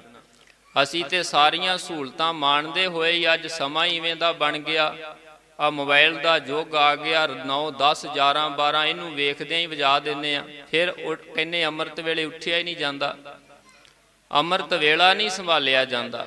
ਪਰ ਸਾਧ ਸੰਗਤ ਇਹ ਬੜੀ ਵੱਡੀ ਦਾਤ ਹੈ ਤੇ ਪ੍ਰੇਰਨਾ ਦਿੱਤੀ ਸਰਸਾ ਨਦੀ ਦੇ ਕੰਢੇ ਤੇ ਕਿ ਗੁਰਸਿੱਖ ਨੇ ਜੋ ਮਰਜ਼ੀ ਹੋ ਜੇ ਆਪਣਾ ਅੰਮ੍ਰਿਤ ਵੇਲਾ ਸੰਭਾਲਣਾ ਹੈ। ਅੰਮ੍ਰਿਤ ਵੇਲੇ ਉੱਠ ਕੇ ਉਸ ਅਕਾਲ ਪੁਰਖ ਵਾਹਿਗੁਰੂ ਦੀ ਸਿਫਤ ਸਲਾਹ ਦੇ ਵਿੱਚ ਜੁੜਨਾ ਹੈ। ਕਿਉਂਕਿ ਜਪਜੀ ਸਾਹਿਬ ਦੇ ਅੰਦਰ ਬਚਨ ਨੇ, ਕਿ ਜਦੋਂ ਸਾਰੇ ਪਦਾਰਥ ਦਾਤਾਂ ਵਾਹਿਗੁਰੂ ਦੀਆਂ ਨੇ, ਫਿਰ ਕਿਹੜੀ ਦਾਤ ਵਾਹਿਗੁਰੂ ਅੱਗੇ ਭੇਟਾ ਕਰੀਏ ਤੇ ਵਾਹਿਗੁਰੂ ਖੁਸ਼ ਹੋ ਜਾਵੇ। ਤੇ ਮਹਾਰਾਜ ਕਹਿੰਦੇ ਫੇਰ ਕੇ ਅੱਗੇ ਰੱਖੀਐ ਜਿਤ ਦਿਸੈ ਦਰਬਾਰ, ਮੋਹ ਕੇ ਬੋਲਣ ਬੋਲੀਐ ਜਿਤ ਸੁਣ ਧਰੇ ਪਿਆਰ। ਤੇ ਪਾਤਸ਼ਾਹ ਕਹਿੰਦੇ ਅੰਮ੍ਰਿਤ ਵੇਲਾ ਸੱਚ ਨਾਉ ਵਡਿਆਈ ਵਿਚਾਰ। ਅੰਮ੍ਰਿਤ ਵੇਲੇ ਆਪਣਾ ਨਿਤਨੇਮ ਸੰਭਾਲਣਾ, ਗੁਰਬਾਣੀ ਪੜ੍ਹਨੀ, ਸਮਝਣੀ, ਵਿਚਾਰਨੀ, ਵਾਹਿਗੁਰੂ ਦੇ ਨਾਮ ਨੂੰ ਸਿਮਰਨਾ ਏ। ਇਹ ਜਿਹੜਾ ਸਰਸਾ ਨਦੀ ਦੇ ਕੰਢੇ ਤੇ ਕੀਤਾ ਨਿਤਨੇਮ ਹੈ। ਕਿਉਂਕਿ ਜਿਹੜੀਆਂ 5 ਬਾਣੀਆਂ ਸਾਧ ਸੰਗਤ ਸਾਨੂੰ ਗੁਰੂ ਸਾਹਿਬ ਨੇ ਬਖਸ਼ੀਆਂ ਨਾ, ਇਹ ਸਾਨੂੰ ਅੰਮ੍ਰਿਤ ਵੇਲੇ ਹੀ ਸਾਡੇ ਮਨ ਨੂੰ ਵਿਕਾਰਾਂ ਵਾਲੇ ਪਾਸੇ ਜਾਣ ਤੋਂ ਰੋਕ ਲੈਂਦੀਆਂ ਨੇ। ਜਦੋਂ ਆਪਾਂ ਜਪਜੀ ਸਾਹਿਬ ਦਾ ਪ੍ਰੇਮ ਨਾਲ ਨਿਤਨੇਮ ਕਰਦੇ ਹਾਂ ਤੇ ਗੁਰੂ ਸਾਹਿਬ ਜੀ ਜਪਜੀ ਸਾਹਿਬ ਅੰਦਰ ਹੀ ਸਮਝਾ ਦਿੰਦੇ ਨੇ ਕਿ ਭਾਈ ਜਿੱਥੇ ਬ੍ਰਹਿਮੰਡ ਦੇ ਦਰਸ਼ਨ ਕਰਾਉਂਦੇ ਨੇ, ਵਾਹਿਗੁਰੂ ਦੀ ਰਚਨਾ ਦੇ ਦਰਸ਼ਨ ਜਪਜੀ ਸਾਹਿਬ 'ਚ ਹੁੰਦੇ ਨੇ, ਉੱਥੇ ਇਹ ਗੱਲ ਦ੍ਰਿੜ ਕਰਾ ਦਿੰਦੇ ਕਿ ਭਾਈ ਗੁਰਸਿੱਖਾ ਕਿਤੇ ਸੱਜੇ ਖੱਬੇ ਭਟਕੀ ਨਾ। ਇੱਕ ਹੀ ਅਰਦਾਸ ਕਰਨੀ ਹੈ, ਗੁਰਾ ਇੱਕ ਦੇਹ ਬੁਝਾਈ, ਸਭਨਾ ਜੀਆਂ ਕਾ ਇੱਕ ਦਾਤਾ, ਸੋ ਮੈਂ ਵਿਸਰ ਨਾ ਜਾਈ। ਕਿ ਸਾਰਿਆਂ ਜੀਆਂ ਦਾ ਦਾਤਾ ਇੱਕ ਵਾਹਿਗੁਰੂ ਹੈ, ਉਹ ਮਨ ਦੇ ਵਿੱਚੋਂ ਕਦੀ ਵਿਸਰਨਾ ਨਹੀਂ ਚਾਹੀਦਾ। ਇੱਕੋ ਹੀ ਦਾਤਾ ਤੇ ਇੱਕੋ ਨੂੰ ਹੀ ਤੂੰ ਜਪਣਾ ਹੈ, ਇੱਕੋ ਜਪ ਇੱਕੋ ਸਲਾਹ। ਕਦੀ ਮੜੀ ਤੇ ਹੋਰ ਕਿਸੇ ਥਾਂ ਤੇ ਸੱਜੇ ਖੱਬੇ ਬੋੜ ਪਿੱਪਲ ਅੱਗੇ ਸਿਰ ਨਹੀਂ ਝੁਕਾਉਣਾ। ਤੇਰਾ ਦਾਤਾ ਸਤਿਗੁਰੂ ਧੰਨ ਗੁਰੂ ਗ੍ਰੰਥ ਸਾਹਿਬ ਹੈ। ਜਦੋਂ ਆਪਾਂ ਜਾਪ ਸਾਹਿਬ ਪੜ੍ਹਨਾ ਹੈ, ਜਿੱਥੇ ਕਣ ਕਣ ਦੇ ਵਿੱਚ ਉਸ ਵਾਹਿਗੁਰੂ ਦੇ ਦਰਸ਼ਨ ਕਰਨੇ ਨੇ, ਉੱਥੇ ਮਹਾਰਾਜ ਕਹਿੰਦੇ ਦੁਕਾਲੰਗ ਪਰਨਾਸੀ ਦਇਆਲੰਗ ਸਰੂਪੇ, ਸਦਾ ਅੰਗ ਸੰਗੇ ਅਪੰਗੰਗ ਬੇਪੂਤੇ। ਕਿ ਉਹ ਵਾਹਿਗੁਰੂ ਸਦਾ ਹੀ ਤੇਰੇ ਅੰਗ ਸੰਗ ਹੈ, ਹਰ ਵੇਲੇ ਨਾਲ ਹੈ। ਤੇ ਜਿਹੜਾ ਪਰਮਾਤਮਾ ਨੂੰ ਹਰ ਵੇਲੇ ਆਪਣੇ ਅੰਗ ਸੰਗ ਜਾਣੇਗਾ ਨਾ, ਉਹ ਕਦੀ ਕਿਸੇ ਦਾ ਮਾੜਾ ਨਹੀਂ ਕਰਦਾ। ਮਹਾਰਾਜ ਦੇ ਬਚਨ ਨਿਗਟ ਬੁੱਝੈ ਸੋ ਬੁਰਾ ਕਿਉਂ ਕਰੈ। ਜਦੋਂ ਆਪਾਂ ਵਾਹਿਗੁਰੂ ਨੂੰ ਸੱਚਮੁੱਚ ਆਪਣੇ ਅੰਗ ਸੰਗ ਜਾਣਿਆ, ਕਦੀ ਕਿਸੇ ਦੀ ਨਿੰਦਿਆ ਨਹੀਂ ਕਰਾਂਗੇ, ਕਦੀ ਚੁਗਲੀ ਨਹੀਂ ਕਰਾਂਗੇ, ਕਦੀ ਕਿਸੇ ਬਾਰੇ ਮਾੜਾ ਨਹੀਂ ਸੋਚਾਂਗੇ, ਮਨ 'ਚ ਮਾੜਾ ਵੀ ਨਹੀਂ ਸੋਚਾਂਗੇ, ਕਿ ਉਹ ਸਾਡੇ ਮਨ ਦੇ ਫੁਰਨੇ ਜਾਣਦਾ ਹੈ। ਤੇ ਬਾਬਾ ਫਰੀਦ ਸਾਹਿਬ ਨੇ ਤੇ ਸਾਨੂੰ ਬੜੀ ਸੌਖੀ ਜੀ ਜੁਗਤੀ ਦੱਸ ਦਿੱਤੀ। ਉਹ ਕਹਿੰਦੇ ਫਰੀਦਾ ਬੁਰੇ ਦਾ ਭਲਾ ਕਰ, ਗੁੱਸਾ ਮਨ ਨਾ ਹੰਡਾਏ, ਦੇਹੀ ਰੋਗ ਨਾ ਲੱਗਈ, ਪੱਲੇ ਸਭ ਕਿਛ ਪਾਏ। ਇਹ ਬੁਰਾ ਕਰਦਾ ਹੀ ਉਦੋਂ ਹੈ, ਵਕਾਰ ਉਦੋਂ ਭੁਗਦਾ ਏ, ਉਦੋਂ ਬੇਈਮਾਨੀਆਂ ਹੇਰਾ ਫੇਰੀਆਂ ਕਰਦਾ ਜਦੋਂ ਰੱਬ ਨੂੰ ਦੂਰ ਸਮਝਦਾ ਏ। ਜਾਪ ਸਾਹਿਬ ਕਹਿੰਦਾ ਸਦਾ ਹੀ ਅੰਗ ਸੰਗ ਉਹਨੂੰ ਸਮਝ। ਫਿਰ ਤੀਜੀ ਬਾਣੀ ਸਵਈਏ ਆਉਂਦੇ ਨੇ, ਕਹਿੰਦੇ ਕਦੀ ਮਨ 'ਚ ਵਲਵਲੇ ਉੱਠਦੇ ਨੇ ਕਿ ਮੇਰੇ ਕੋਲ ਬੜਾ ਧਨ ਹੋ ਜਾਵੇ ਤਾਂ ਮੈਂ ਸੁਖੀ ਹੋਵਾਂਗਾ, ਬੜੀ ਜ਼ਮੀਨ ਜਾਇਦਾਦ ਹੋ ਜਾਵੇ ਤਾਂ ਸੁਖੀ ਹੋਵਾਂਗਾ। ਰਾਤ ਦਿਨ ਇਸੇ ਹੀ ਸੋਚਾਂ 'ਚ ਪਿਆ ਰਹਿਣਾ ਏ। ਤੇ ਗੁਰੂ ਗੋਬਿੰਦ ਸਿੰਘ ਮਹਾਰਾਜ ਕਹਿੰਦੇ ਫਿਰ ਵੇਖ ਸਵਈਆਂ ਦੇ ਵਿੱਚ ਕਿੱਡੇ ਕਿੱਡੇ ਵੱਡੇ ਰਾਜੇ ਮਹਾਰਾਜੇ ਹੋਏ, ਜਿਨ੍ਹਾਂ ਕੋਲ ਹਾਥੀਆਂ ਘੋੜਿਆਂ ਦੀ ਫੌਜ ਸੀ, ਪਰ ਅੰਤ ਕੋ ਨਾਂਗੇ ਹੀ ਪਾਏ ਪਧਾਰੇ। ਅੰਤ ਨੂੰ ਨੰਗੇ ਪੈਰੀ ਗਏ ਸੰਸਾਰ ਉਤੋਂ, ਉਹ ਵੀ ਨਹੀਂ ਰਹੇ, ਉਹ ਵੀ ਚਲੇ ਗਏ। ਇਸ ਕਰਕੇ ਜਾਪ ਸਾਹਿਬ ਸਾਡੇ ਅੰਦਰ ਬੈਰਾਗ ਪੈਦਾ ਕਰਦੇ ਨੇ। ਤੇ ਜਦੋਂ ਬੈਰਾਗ ਤੋਂ ਬਾਅਦ ਅੰਦਰੋਂ ਅਰਦਾਸ ਨਿਕਲਦੀ ਹੈ ਤੇ ਚੌਪਈ ਦੇ ਵਿੱਚ ਅਰਦਾਸ ਆਉਂਦੀ ਹੈ। ਜਦੋਂ ਸਾਧ ਸੰਗਤ ਜਪਜੀ ਨੂੰ ਪ੍ਰੇਮ ਨਾਲ ਪੜਿਆ ਜਪਜੀ ਸਾਹਿਬ ਨੂੰ, ਤੇ ਇੱਕ ਦਾਤੇ ਤੇ ਨਿਸ਼ਚਾ ਬੱਝਿਆ। ਜਦੋਂ ਵਾਹਿਗੁਰੂ ਨੂੰ ਹਾਜ਼ਰ ਨਾਜ਼ਰ ਜਾਣਿਆ ਜਾਪ ਸਾਹਿਬ ਪੜ੍ਹ ਕੇ, ਤੇ ਜਦੋਂ ਮਨ 'ਚ ਬੈਰਾਗ ਪੈਦਾ ਹੋ ਗਿਆ, ਇਹ ਨਾਸਵੰਤ ਹੈ, ਸੱਚ ਉਹ ਵਾਹਿਗੁਰੂ ਹੈ, ਇਹਦੀ ਬਾਣੀ ਹੈ, ਤੇ ਅੰਦਰੋਂ ਬੇਨਤੀ ਨਿਕਲੀ ਫਿਰ ਉਸ ਦਾਤੇ ਦੇ ਅੱਗੇ। ਤੇ ਫਿਰ ਮਹਾਰਾਜ ਕਹਿੰਦੇ ਤੂੰ ਆਪ ਹਮਾਰੇ ਆਪ ਮੁਹਾਰੇ ਗਾਉਣਾ ਏ, ਆਨੰਦ ਪਿਆ ਮੇਰੀ ਮਾਏ, ਸਤਿਗੁਰੂ ਮੈਂ ਪਾਇਆ। ਕਹਿੰਦੇ ਫਿਰ ਆਨੰਦ ਮਿਲੇਗਾ, ਸੁੱਖ ਆਵੇਗਾ। ਜਿਹੜੇ ਸੁੱਖ ਵਾਸਤੇ ਤੂੰ ਭਟਕ ਰਿਹਾ ਏ, ਕੋਈ ਪੈਸੇ 'ਚ, ਕੋਈ ਨਸ਼ਿਆਂ 'ਚ ਲੱਭ ਲਿਆ, ਕੋਈ ਵਾਸ਼ਨਾ 'ਚ ਲੱਭ ਰਿਹਾ, ਮਹਾਰਾਜ ਕਹਿੰਦੇ ਆਨੰਦ ਆਨੰਦ ਸਭ ਕੋ ਕਹੈ, ਆਨੰਦ ਗੁਰੂ ਤੇ ਜਾਣਿਆ। ਉਹ ਆਨੰਦ ਤੇ ਤੈਨੂੰ ਗੁਰੂ ਦੇ ਕੋਲੋਂ ਮਿਲਣਾ ਏ, ਜਿਹਨੂੰ ਤੂੰ ਧਨ ਪਦਾਰਥ ਦੇ ਵਿੱਚ ਲੱਭਣ ਦਾ ਯਤਨ ਕਰ ਰਿਹਾ ਹੈ। ਸਾਧ ਸੰਗਤ ਗੁਰੂ ਸਾਹਿਬ ਨੇ ਸਰਸਾ ਨਦੀ ਦੇ ਕੰਢੇ ਤੇ ਸਾਨੂੰ ਇਹ ਨਿਤਨੇਮ ਦ੍ਰਿੜ ਕਰਾਇਆ। ਸਰਸਾ ਨੂੰ ਪਾਰ ਕੀਤਾ। ਗੁਰੂ ਸਾਹਿਬ ਜੀ ਦਾ ਪਰਿਵਾਰ 3 ਹਿੱਸਿਆਂ ਦੇ ਵਿੱਚ ਵੰਡਿਆ ਗਿਆ ਹੈ। ਇੱਕ ਹਿੱਸੇ ਵਿੱਚ ਗੁਰੂ ਗੋਬਿੰਦ ਸਿੰਘ ਮਹਾਰਾਜ, ਵੱਡੇ ਸਾਹਿਬਜ਼ਾਦੇ ਬਾਬਾ ਅਜੀਤ ਸਿੰਘ, ਬਾਬਾ ਜੁਝਾਰ ਸਿੰਘ ਜੀ, 40 ਸਿੰਘ ਚਮਕੌਰ ਦੀ ਗੜ੍ਹੀ ਵਿੱਚ ਜਾਂਦੇ ਨੇ। ਦੂਜੇ ਹਿੱਸੇ ਦੇ ਵਿੱਚ ਮਾਤਾ ਸਾਹਿਬ ਕੌਰ, ਮਾਤਾ ਸੁੰਦਰ ਕੌਰ, ਭਾਈ ਧੰਨਾ ਸਿੰਘ, ਭਾਈ ਜਵਾਹਰ ਸਿੰਘ, ਭਾਈ ਮਣੀ ਸਿੰਘ ਦੇ ਨਾਲ ਇੱਕ ਰਾਤ ਰੋਪੜ ਰਹਿ ਕੇ ਦਿੱਲੀ ਵੱਲ ਨੂੰ ਚਲੇ ਜਾਂਦੇ ਨੇ। ਤੀਜੇ ਹਿੱਸੇ ਦੇ ਵਿੱਚ ਮਾਤਾ ਜੀ ਦੇ ਨਾਲ ਮਾਤਾ ਗੁਜਰ ਕੌਰ ਜੀ ਤੇ ਛੋਟੇ ਸਾਹਿਬਜ਼ਾਦੇ ਬਾਬਾ ਜੋਰਾਵਰ ਸਿੰਘ ਤੇ ਬਾਬਾ ਫਤਿਹ ਸਿੰਘ ਜੀ ਸਰਸਾ ਪਾਰ ਨਹੀਂ ਕਰ ਸਕੇ ਤੇ ਕੰਢੇ ਕੰਢੇ ਤੇ ਝਾੜ ਝੰਬ ਜੰਗਲੀ ਰਸਤੇ ਵੱਲ ਨੂੰ ਚੱਲ ਪਏ ਨੇ। ਸਤ ਸੰਗਤ ਹਨੇਰੀ ਰਾਤ ਹੈ, ਕਕਰੀਲੀ ਬਰਫੀਲੀ ਰਾਤ ਹੈ, ਅੱਤ ਦੀ ਠੰਡ ਪੈ ਰਹੀ ਹੈ, ਕੋਈ ਮੋਟਾ ਕੋਈ ਕੰਬਲ ਕੋਈ ਖੇਸ ਕੋਈ ਕੱਪੜਾ ਨਹੀਂ ਹੈ। ਰਸਤਾ ਵੀ ਬਹੁਤ ਜ਼ਿਆਦਾ ਉਪੜ ਖੱਬੜ ਹੈ, ਕਿਤੇ ਝਾੜੀਆਂ ਕਿਤੇ ਕੰਡੇ ਵੱਜ ਰਹੇ ਨੇ। ਐਸੇ ਸਮੇਂ ਦੇ ਵਿੱਚ ਜਾਂਦੇ ਜਾਂਦੇ ਅੱਲਾ ਯਾਰ ਖਾਂ ਜੋਗੀ ਲਿਖਦਾ ਕਿ ਸਾਹਿਬਜ਼ਾਦੇ ਮਾਤਾ ਜੀ ਨੂੰ ਪੁੱਛਦੇ ਨੇ ਕਿ ਮਾਤਾ ਜੀ ਸਾਡੇ ਪਿਤਾ ਜੀ ਕਿੱਥੇ ਗਏ ਨੇ। जोगी जी ने बचन लिखे ने, दादी से बोले हमरे सिपाही किधर गए, दरिया पे छोड़ के हमको राही किधर गए, तड़फा के हाय सूरत माही किधर गए, अब्बा भगा के लश्कर शाही किधर गए। माता जी साडे वड्डे भरा कित्थे ने, साडे पिता जी कित्थे ने, साडे गुरसिख सारियां फौजां कित्थे ने। धन माता गुजर कौर जी कहन लगे मेरे लालो ਤੁਹਾਡੇ ਪਿਤਾ ਜੀ ਤੁਹਾਡੇ ਵੱਡੇ ਭਰਾ ਇੱਕ ਬੜੀ ਵੱਡੀ ਮੁਹਿੰਮ ਤੇ ਗਏ ਨੇ, ਜੰਗ ਕਰਨ ਗਏ ਨੇ ਤੇ ਉਹ ਜੰਗ ਜਿੱਤ ਕੇ ਵਾਪਸ ਆਉਣਗੇ, ਤੁਹਾਨੂੰ ਆਣ ਕੇ ਮਿਲਣਗੇ। ਤੇ ਜਦੋਂ ਇਹ ਗੱਲ ਦਾਦੀ ਮਾਂ ਕੋਲੋਂ ਸੁਣੀ ਤੇ ਸਾਹਿਬਜ਼ਾਦੇ ਕਹਿਣ ਲੱਗੇ ਮਾਤਾ ਜੀ ਜਦੋਂ ਸਾਡੇ ਵੱਡੇ ਭਰਾ ਤੇ ਸਾਡੇ ਪਿਤਾ ਜੀ ਆਏ ਨਾ ਤੇ ਆਪਾਂ ਉਹਨਾਂ ਦੇ ਨਾਲ ਰੁੱਸ ਜਾਣਾ, ਆਪਾਂ ਗੱਲ ਨਹੀਂ ਕਰਨੀ। ਉਹ ਸਾਨੂੰ ਬਾਰ-ਬਾਰ ਮਨਾਉਣਗੇ ਪਰ ਅਸੀਂ ਮੰਨਣਾ ਕੋਈ ਨਹੀਂ ਹੈ। ਤੇ ਫਿਰ ਬਹੁਤ ਜ਼ਿਆਦਾ ਜਦੋਂ ਮਨਾਉਣਗੇ ਫਿਰ ਤਾਂ ਮੰਨਾਂਗੇ, ਉਹਨਾਂ ਕੋ ਵਾਅਦਾ ਲਵਾਂਗੇ ਵੀ ਅੱਜ ਤੋਂ ਬਾਅਦ ਸਾਨੂੰ ਕੱਲਿਆਂ ਨੂੰ ਛੱਡ ਕੇ ਨਾ ਜਾਇਓ। ਕਹਿੰਦੇ ਜਬ ਰਾਣ जीत जीत के अजीत आएंगे, अब्बा के साथ जिस घड़ी सो जुझार आएंगे, करके गिला हर एक से हम रूठ जाएंगे, माता कभी पिता कभी भाई मनाएंगे, मान जाओ कहेंगे बार बार, मगर हम नहीं मानेंगे जीन हार। कहते वो बड़ा सानू कहणगे कि मन जाओ असीं मनांगे नहीं, ते फिर कहते जे मन्ने भी ते तां मनांगे, इकरार लेंगे सब से कि ज्यों हमको सताना ना फिर कभी, हमको अकेले छोड़ के जाना ना फिर कभी, कह देते हैं ज्यों हमको रुलाना ना फिर कभी, बार दिगर हमको अकेले छोड़ के जाना ना फिर कभी। कहते उन्हां कोलों वादा लवांगे कि अज तो बाद सानू कदी छड्ड के ना जायो। जदों इदां दीयां गल्लां करदे तुरे जांदे ने ते पहली रात माता ते साहिबजादे एक सेवक करीम बख्श माशी दा अर्थ हुंदा जिहड़ा मलाह होवे, ये सरसा नदी दे कंढे ते बेड़ी दे विच लोकां नूं पार कराउंदा सी इह नदी नूं, ते थोड़ी बहुता जो रोजगार लैके ते अपना जिहड़ा सी वो जीवन का निर्वाह कर रहा सी। इनू पता लगा माता जी ने गुरु कलगीधर दे माता जी ने छोटे साहिबजादे ने मिलिया, चरना च मत्था टेकिया, अपनी छन च लैके गया, बड़े अदब दे नाल बड़े प्रेम नाल सेवा कीती है।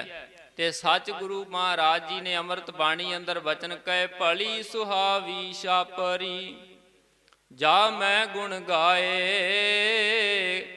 कहते वो छपड़ी भी टुटी जी कुली भी होवे ना, वो भी भली है जिथे रब दे गुण गाए जाते ने, रब की उस्तत हुंदी है।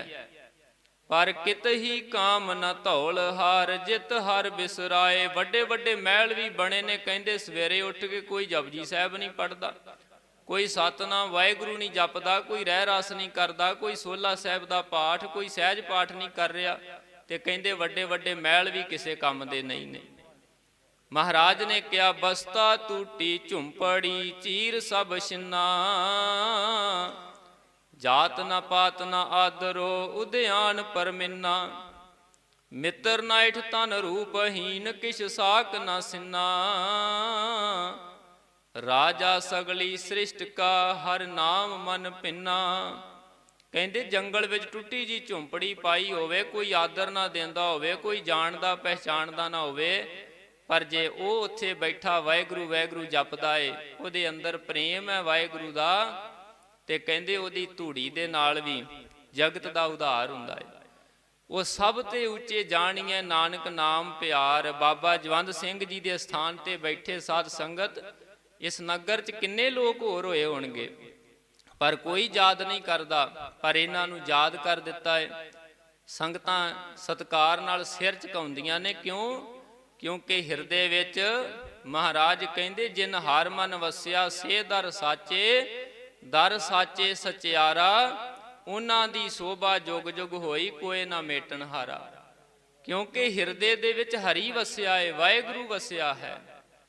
ਸਾਧ ਸੰਗਤ ਤੋਂ ਕੁੰਮਾ ਮਾਸ਼ਕੀ ਪ੍ਰੇਮ ਨਾਲ ਸੇਵਾ ਕੀਤੀ ਹੈ। ਮਾਤਾ ਜੀ ਨੂੰ ਅੰਦਰ ਲੰਮੇ ਪਾਇਆ, ਜੋ ਕੋਈ ਮਾੜਾ ਮੋਟਾ ਬਸਤਰੋ ਦਿੱਤਾ, ਆਪ ਕੁੱਲੀ ਦੇ ਬਾਹਰ ਠੰਡ ਦੇ ਵਿੱਚ ਪਿਆ ਰਿਹਾ।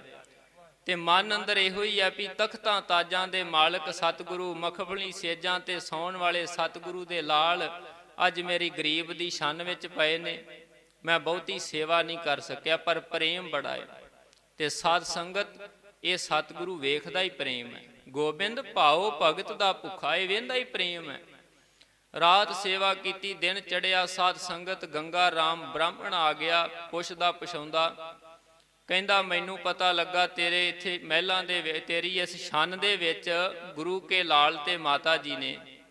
ਕੁੰਮੇ ਮਾਸ਼ਕੀ ਨੇ ਪੁੱਛਿਆ ਤੂੰ ਕੌਣ ਹੈ? ਕਹਿੰਦਾ ਮੈਂ ਗੁਰੂ ਘਰ ਦਾ ਸੇਵਕ ਹਾਂ, ਸ਼ਰਧਾਲੂ ਹਾਂ, ਗੁਰੂ ਘਰ 'ਚ ਸੇਵਾ ਕਰਦਾ ਰਿਹਾ।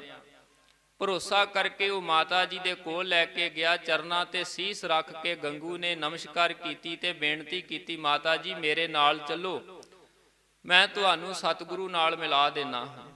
ਮਾਤਾ ਜੀ ਨੂੰ ਨਾਲ ਲੈ ਕੇ ਚੱਲ ਪਿਆ। ਜਾਣ ਲੱਗਿਆਂ ਕੁੰਮੇ ਮਾਸ਼ਕੀ ਤੇ ਬਖਸ਼ਿਸ਼ ਕੀਤੀ ਹੈ। ਇੱਕ ਬੀਬੀ ਲక్ష్ਮੀ ਸੀ, ਉਹਨੂੰ ਵੀ ਮਹਾਰਾਜ ਨੇ, ਮਾਤਾ ਜੀ ਨੇ ਧਨ ਬਖਸ਼ਿਆ, ਉਹਨੂੰ ਵੀ ਅਸੀਸ ਬਖਸ਼ੀ। ਕਵੀ ਦੁੰਨਾ ਸਿੰਘ ਹੰਡੂਰੀਆ ਨੇ ਕਥਾ ਗੁਰੂ ਜੀ ਕੀ ਸੁਤਨ ਵਿੱਚ ਲਿਖਿਆ ਸਾਰਾ। ਗੰਗਾ ਰਾਮ ਕਹਿੰਦੇ ਜਦੋਂ ਲੈ ਕੇ ਗਿਆ ਤੇ ਪਹਿਲਾਂ ਤੇ ਨੀਅਤ ਸੀ ਗੁਰੂ ਸਾਹਿਬ ਕੋਲ ਮਿਲਾ ਦੇਵਾਂ, ਪਰ ਅੱਲਾ ਯਾਰਖਾਂ ਜੋਗੀ ਲਿਖਦਾ, ਮਾਤਾ ਕੇ ਪਾਸ ਡਿੱਬਾ ਥਾ ਇੱਕ ਜੇਵ ਰਾਤ ਕਾ, ਲਲਚਾ ਜਿਸੇ ਥਾ ਦੇਖ ਕੇ ਜੀ ਬਦ ਸ਼ਫਾਤ ਕਾ। ਕਹਿੰਦੇ ਮਾਤਾ ਜੀ ਦੇ ਕੋਲ ਇੱਕ ਧਨ ਵਾਲਾ ਡਿੱਬਾ ਕਹਿ ਲੋ, ਮੋਹਰਾਂ ਵਾਲੀ ਥੈਲੀ ਕਹਿ ਲੋ। ਕਹਿੰਦੇ ਉਹ ਮੋਹਰਾਂ ਵਾਲੀ ਥੈਲੀ ਸੀ ਤੇ ਲਾਲਚੀ ਬੰਦਾ ਜਿਹੜਾ ਇਹ ਬਦ ਸ਼ਫਾਤ ਭੈੜਾ ਬੰਦਾ, ਉਸ ਧਨ ਨੂੰ ਵੇਖ ਕੇ ਤੇ ਇਹ ਡੋਲ ਗਿਆ। ਮਨ 'ਚ ਖਿਆਲ ਆ ਗਿਆ ਕਿ ਇਹ ਧਨ ਸਾਰਾ ਕਿਵੇਂ ਨਾ ਕਿਵੇਂ ਮੇਰਾ ਹੋ ਜਾਵੇ, ਮੈਂ ਰੱਖ ਲਵਾਂ, ਮਾਤਾ ਜੀ ਨੂੰ ਗ੍ਰਿਫਤਾਰ ਕਰਵਾ ਦੇਵਾਂ, ਇਹਨਾਂ ਨੂੰ ਪਕੜ ਲਵਾਂ।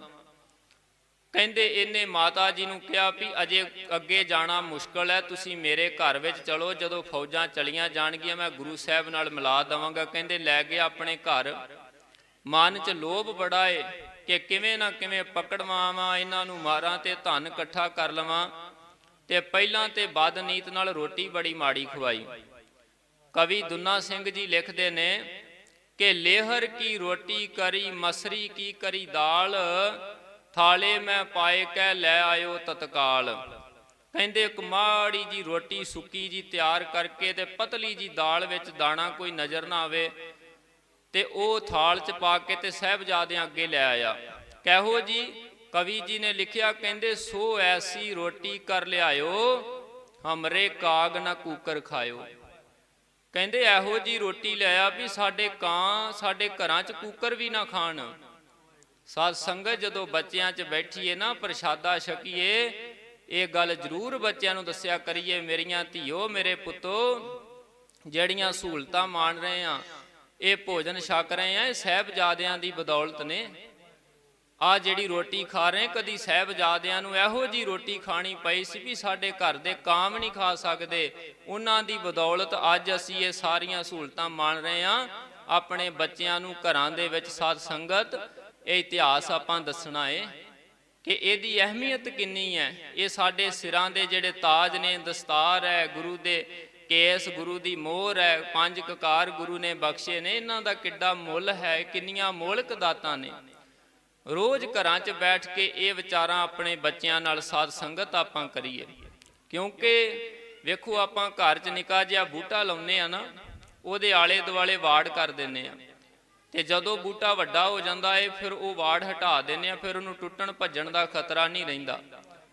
ਬਿਲਕੁਲ ਇਸੇ ਤਰ੍ਹਾਂ ਹੀ ਜਿਹੜੇ ਸਾਡੇ ਬੱਚੇ ਨੇ, ਜਦੋਂ ਇਹਨਾਂ ਦੇ ਆਲੇ ਦੁਆਲੇ ਆਪਾਂ ਗੁਰਬਾਣੀ ਦੀ, ਗੁਰ ਇਤਿਹਾਸ ਦੀ ਵਾੜ ਕਰਾਂਗੇ ਨਾ, ਤੇ ਗੁਰਬਾਣੀ ਤੇ ਗੁਰ ਇਤਿਹਾਸ ਦੀ ਵਾੜ ਵਿੱਚ ਵੱਡੇ ਹੋਣਗੇ, ਤੇ ਫਿਰ ਜਿਵੇਂ ਬੂਟਾ ਵੱਡਾ ਹੋ ਜਾਵੇ, ਮੀਂਹ ਹਨੇਰੀ ਨਾਲ ਟੁੱਟਦਾ ਨਹੀਂ, ਫਿਰ ਸੰਸਾਰ ਤੇ ਨਸ਼ਿਆਂ ਦੀਆਂ, ਵਕਾਰਾਂ ਦੀਆਂ, ਮਾੜੇ ਔਗਣਾਂ ਦੀਆਂ ਲੱਖਾਂ ਹਨੇਰੀਆਂ ਆ ਜਾਣਗੀਆਂ ਨਾ, ਤੇ ਸਾਡੇ ਬੱਚੇ ਆਪਾਂ ਡੋਲਾਂਗੇ, ਡਿੱਗਾਂਗੇ ਨਹੀਂ। ਨਾਨਕ ਲਹਿਰੀ ਲੱਖ ਸਿਆਣ, ਡੁੱਬਣ ਦੇ ਨਾ ਮਾਪਰੀ। ਕਹਿੰਦੇ ਉਹਨੇ ਐਸੀ ਰੋਟੀ ਲਿਆਂਦੀ, ਮਾਤਾ ਗੁਜਰ ਕੌਰ ਨੇ ਝਿੜਕਿਆ, ਵੇ ਗੰਗੂਆ ਜਾ ਮਾਇਆ ਲੈ ਜਾ, ਕੋਈ ਚੱਜ ਦਾ ਪ੍ਰਸ਼ਾਦਾ ਲੈ ਕੇ ਆ। ਗਿਆ, ਕੁਝ ਲੈ ਕੇ ਆਇਆ, ਖਵਾਇਆ। ਰਾਤ ਪਈ, ਮਾਤਾ ਜੀ ਨੇ ਵਿਸ਼ਰਾਮ ਕੀਤਾ। ਤੇ ਕਹਿੰਦੇ ਜਦੋਂ ਅੱਧੀ ਕੁ ਰਾਤ ਹੋਈ ਨਾ, ਤੇ ਫਿਰ ਇਹਨੇ ਕੀ ਕੀਤਾ ਕਿ ਉਹ ਜਿਹੜੀ ਮਾਇਆ ਵਾਲੀ ਥੈਲੀ ਸੀ ਉਹ ਚੁਰਾ ਲਈ। ਮਾਤਾ ਜੀ ਨੇ ਵੇਖ ਲਿਆ, ਕਿਉਂਕਿ ਗੁਰਬਾਣੀ ਦੇ ਬਚਨ ਨੇ, ਜਿਉ ਕੂਕਰ ਹਰਕਾਇਆ ਧਾਵੈ ਦੈ ਦਿਸ ਜਾਏ, ਲੋਭੀ ਜੰਤ ਨਾ ਜਾਣੀ ਭਖ ਭਖ ਸਭ ਖਾਏ। ਕੁੱਤਾ ਮਾਲਕ ਦਾ ਵਫਾਦਾਰ ਹੈ, ਪਰ ਲੋਭੀ ਹੋ ਜਾਵੇ ਮਾਲਕ ਨੂੰ ਹੀ ਵੱਢਦਾ ਏ। ਕਹਿੰਦੇ ਇਹ ਗੰਗੂ ਵੀ ਲੋਭੀ ਹੋ ਗਿਆ। ਤੁਸੀਂ ਵੇਖਿਆ ਰਿਸ਼ਤਿਆਂ ਦੇ ਵਿੱਚ ਲੋਭ ਆ ਜਾਵੇ, ਸਾਡੇ ਮਨਾਂ 'ਚ ਲੋਭ ਆ ਜਾਂਦਾ ਹੈ।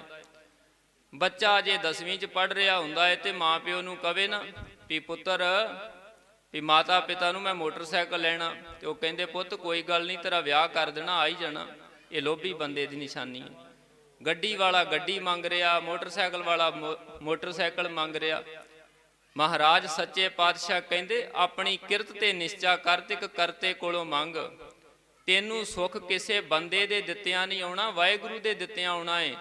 ਤੇ ਲੋਭੀ ਬੰਦੇ ਦਾ ਭਾਂਡਾ ਤੇ ਇਸ ਤਰ੍ਹਾਂ ਦਾ ਹੁੰਦਾ ਏ ਕਿ ਜਿਵੇਂ ਕਿਸੇ ਬਰਤਨ ਦਾ ਥੱਲਾ ਨਾ ਹੋਵੇ, ਉਹਦੇ 'ਚ ਜੋ ਮਰਜ਼ੀ ਪਾਈ ਜਾਓ, ਭਰਦਾ ਨਹੀਂ। ਲੋਭੀ ਬੰਦਾ ਵੀ ਨਹੀਂ ਰੱਜਦਾ। ਇਸ ਕਰਕੇ ਮਹਾਰਾਜ ਕਹਿੰਦੇ ਜਿਹਨੂੰ ਵੀ ਰੱਜ ਆਇਆ ਸੰਤੋਖ ਨਾਲ ਹੀ ਆਇਆ, ਬਿਨਾਂ ਸੰਤੋਖ ਨਹੀਂ ਕੋਈ ਰੱਜੈ। ਸੰਤੋਖ ਨਾਲ ਹੀ ਰੱਜਿਆ ਏ, ਇਸ ਕਰਕੇ ਉਹਦਾ ਸ਼ੁਕਰਾਨਾ ਕਰ। ਮੈਂ ਤੇ ਕਹਿੰਦਾ ਵੀ ਆ ਵੇਖੋ, ਲੋਕਡਾਊਨ ਆਇਆ ਸੀ, ਕਰੋਨਾ, ਤੇ ਕਿੰਨੇ ਸਾਦੇ ਵਿਆਹ ਕਾਰਜ ਹੁੰਦੇ ਸੀ। ਸਵੇਰੇ 7 ਵਜੇ ਆਉਣਾ, 5-7 ਜੀਆਂ ਨੇ 8 ਵਜੇ ਗੁਰੂ ਘਰ ਤੇ ਆਨੰਦ ਕਾਰਜ ਕਰਕੇ ਘਰ ਜਾਣਾ। ਕਿੰਨੇ ਸੋਹਣੇ, ਕਿੰਨੇ ਵਧੀਆ ਸਾਡੇ ਪਰਿਵਾਰ ਕੀ ਗੱਲ ਮਾੜੇ ਹੋਏ ਸੀ। ਇਹੋ ਜਿਹੀ ਜਿਹੜੀਆਂ ਆਫਤਾਂ ਆਉਂਦੀਆਂ ਸਾਨੂੰ ਸਮਝਾਉਂਦੇ ਨੇ ਕਿ ਬੰਦੇ ਦੀਆਂ ਲੋੜਾਂ ਬੜੀਆਂ ਸੀਮਤ ਨੇ, ਅਸੀਂ ਆਪਣੀਆਂ ਇਛਾਵਾਂ ਹੀ ਇੰਨੀਆਂ ਵਧਾ ਲਈਆਂ ਤੇ ਉਹਨਾਂ ਇਛਾਵਾਂ ਕਰਕੇ ਆਪ ਹੀ ਦੁਖੀ ਹੋਏ ਬੈਠੇ। ਹਜ਼ਾਰ ਬੰਦਾ ਬਰਾਤਾਂ 'ਚ, ਪੈਲਸਾਂ 'ਚ ਲੱਖਾਂ ਰੁਪਈਆ ਜਾੜਨ ਲੱਗ ਪਏ। ਫਿਰ ਗੁਰੂ ਕਿਰਪਾ ਕਰੇ ਆਪਣੇ ਕਾਰਜ ਗੁਰਮਤ ਮਰਿਆਦਾ ਨਾਲ, ਗੁਰਬਾਣੀ ਦੀ, ਗੁਰ ਇਤਿਹਾਸ ਦੀ ਰੌਸ਼ਨੀ ਵਿੱਚ ਕਰੀਏ। ਸਾਡੇ ਵਿਆਹ ਕਾਰਜ ਇਵੇਂ ਲੱਗਣ ਵੀ ਜਿਵੇਂ ਗੁਰਮਤ ਸਮਾਗਮ ਹੋ ਰਹੇ ਨੇ, ਗੁਰੂ ਦੀ ਕਿਰਪਾ ਦੇ ਪਾਤਰ ਬਣਾਂਗੇ।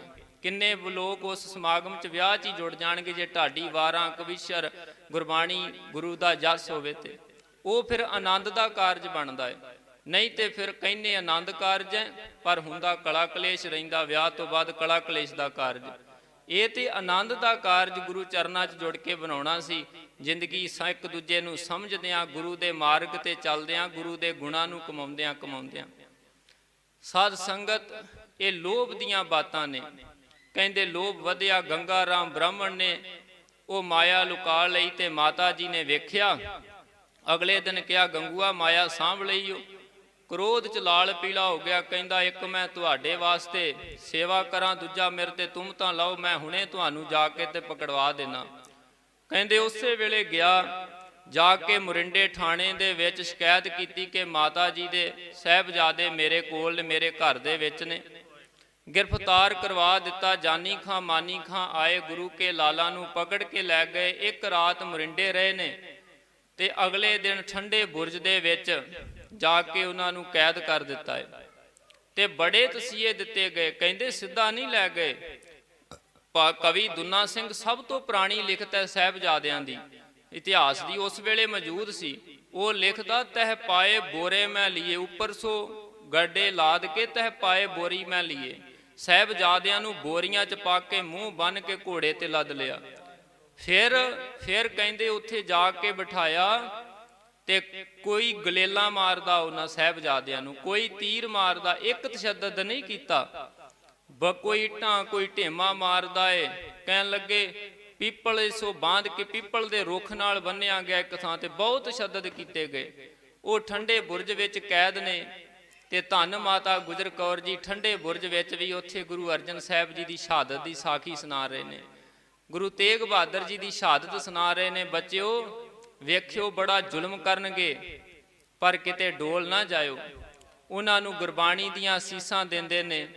ਰਾਤ ਠੰਡੇ ਬੁਰਜ ਵਿੱਚ ਗੁਜ਼ਾਰੀ ਹੈ। ਆਪਨੇ ਸੁਣਿਆ ਬਾਬਾ ਮੋਤੀ ਰਾਮ ਜੀ ਆਏ ਨੇ ਪਰਿਵਾਰ ਦੇ ਨਾਲ ਹੁਣ ਪਤਾ, ਇੱਕ ਪਾਸੇ ਗੰਗਾ ਰਾਮ ਹੈ ਜਿਹੜਾ ਮਾਇਆ ਦਾ ਲੋਭੀ ਹੈ, ਇੱਕ ਪਾਸੇ ਕੁਮਾ ਮਾਸ਼ਕੀ ਜਿਹਨੇ ਸੇਵਾ ਕਮਾਈ ਹੈ, ਹੁਣ ਦੂਜੇ ਪਾਸੇ ਫਿਰ ਬਾਬਾ ਮੋਤੀ ਰਾਮ ਸੇਵਕ ਆ ਗਿਆ ਹੈ। ਪਤਾ ਇਲਜ਼ਾਮ ਬੜਾ ਵੱਡਾ ਹੈ, ਸਾਰਾ ਕੁਝ ਖਤਮ ਹੋ ਜਾਵੇਗਾ, ਪਰ ਸਾਰੇ ਨਤੀਜੇ ਜਾਣਦਾ ਹੋਇਆ ਵੀ ਸਾਰਾ ਕੁਝ ਵੇਚ ਵੱਟ ਕੇ ਮਾਤਾ ਜੀ ਨੂੰ ਦੁੱਧ ਪਿਆਉਣ ਵਧੀਆ ਸੇਵਾ ਕੀਤੀ ਹੈ। ਧੰਨ ਮਾਤਾ ਗੁਜਰ ਕੌਰ ਜੀ ਨੇ ਅਸੀਸ ਦਿੱਤੀ ਹੈ, ਧੰਨ ਮੋਤੀ ਤੈਂ ਪੁੰਨ ਕਮਾਇਆ, ਗੁਰ ਲਾਲਾਂ ਤਾਈਂ ਦੁੱਧ ਪਿਆਇਆ। ਮਾਤਾ ਜੀ ਤੇ ਦੇ ਅਸੀਸਾਂ, ਤੁਮ ਪਰ ਬਖਸ਼ ਕਰੇ ਜਗਦੀਸ਼ਾ, ਤੇਰੇ ਤੇ ਵਾਹਿਗੁਰੂ ਕਿਰਪਾ ਕਰੇ। ਸਾਧ ਸੰਗਤ ਬਾਬਾ ਮੋਤੀ ਰਾਮ ਜੀ ਨੇ ਸੇਵਾ ਕੀਤੀ। ਦਿਨ ਚੜਿਆ ਤੇ ਸਾਹਿਬਜ਼ਾਦਿਆਂ ਨੂੰ ਸੂਬੇ ਦੀ ਕਚਹਿਰੀ ਦੇ ਵਿੱਚ ਪੇਸ਼ ਕੀਤਾ ਗਿਆ ਹੈ। ਸੂਬੇ ਦੀ ਕਚਹਿਰੀ ਵਿੱਚ ਜਾ ਕੇ ਗੱਜ ਕੇ ਫਤਿਹ ਬੁਲਾਈ ਹੈ ਸਾਹਿਬਜ਼ਾਦਿਆਂ ਨੇ। ਉਹਨਾਂ ਨੇ ਪਹਿਲਾਂ ਬੜੇ ਪਿਆਰ ਦੇ ਨਾਲ ਪੁੱਛਿਆ ਹੈ ਕਿ ਤੁਹਾਡਾ ਪਿਤਾ, ਤੁਹਾਡੇ ਭਰਾਵਾਂ ਨੂੰ ਅਸੀਂ ਕਤਲ ਕਰ ਦਿੱਤਾ ਹੈ, ਤੁਸੀਂ ਸਲਾਮ ਕਬੂਲ ਕਰ ਲਓ। ਸਾਹਿਬਜ਼ਾਦਿਆਂ ਨੇ ਪੂਰੇ ਨਿਡਰ ਹੋ ਕੇ ਸੂਬੇ ਦੀ ਕਚਹਿਰੀ 'ਚ ਜਵਾਬ ਦਿੱਤਾ ਹੈ ਕਿ ਕੋਈ ਸੂਰਮਾ ਜਿਹੜਾ ਹੈ ਉਹ ਸਾਡੇ ਪਿਤਾ ਨੂੰ ਨਹੀਂ ਘਾਤ ਕਰ ਸਕਦਾ, ਸਾਡੇ ਭਰਾਵਾਂ ਨੇ ਸ਼ਹੀਦੀਆਂ ਪਾਈਆਂ ਹੋਣਗੀਆਂ। ਬੜੇ ਧਨ ਦੇ ਲਾਲਚ ਦਿੱਤੇ ਗਏ ਸਾਧ ਸੰਗਤ, ਬੇਗਮਾਂ ਦੇ ਡੋਲਿਆਂ ਦੇ ਲਾਲਚ, ਨਵਾਬੀਆਂ ਦੇ ਲਾਲਚ ਦਿੱਤੇ ਗਏ, ਪਰ ਕੋਈ ਲਾਲਚ ਉਹਨਾਂ ਨੂੰ ਝੁਕਾ ਨਾ ਸਕਿਆ। ਤਸੀਹਿਆਂ ਦੇ ਡਰਾਵੇ ਦਿੱਤੇ ਗਏ, ਕੋਈ ਡਰ ਉਹਨਾਂ ਨੂੰ ਝੁਕਾ ਨਾ ਸਕਿਆ। ਆਖਰ ਇਸ ਤਰ੍ਹਾਂ ਦੀਆਂ ਵਿਚਾਰਾਂ ਤੋਂ ਬਾਅਦ ਪਹਿਲੇ ਦਿਨ ਦੀ ਸਭਾ ਸਮਾਪਤ ਹੋਈ ਹੈ।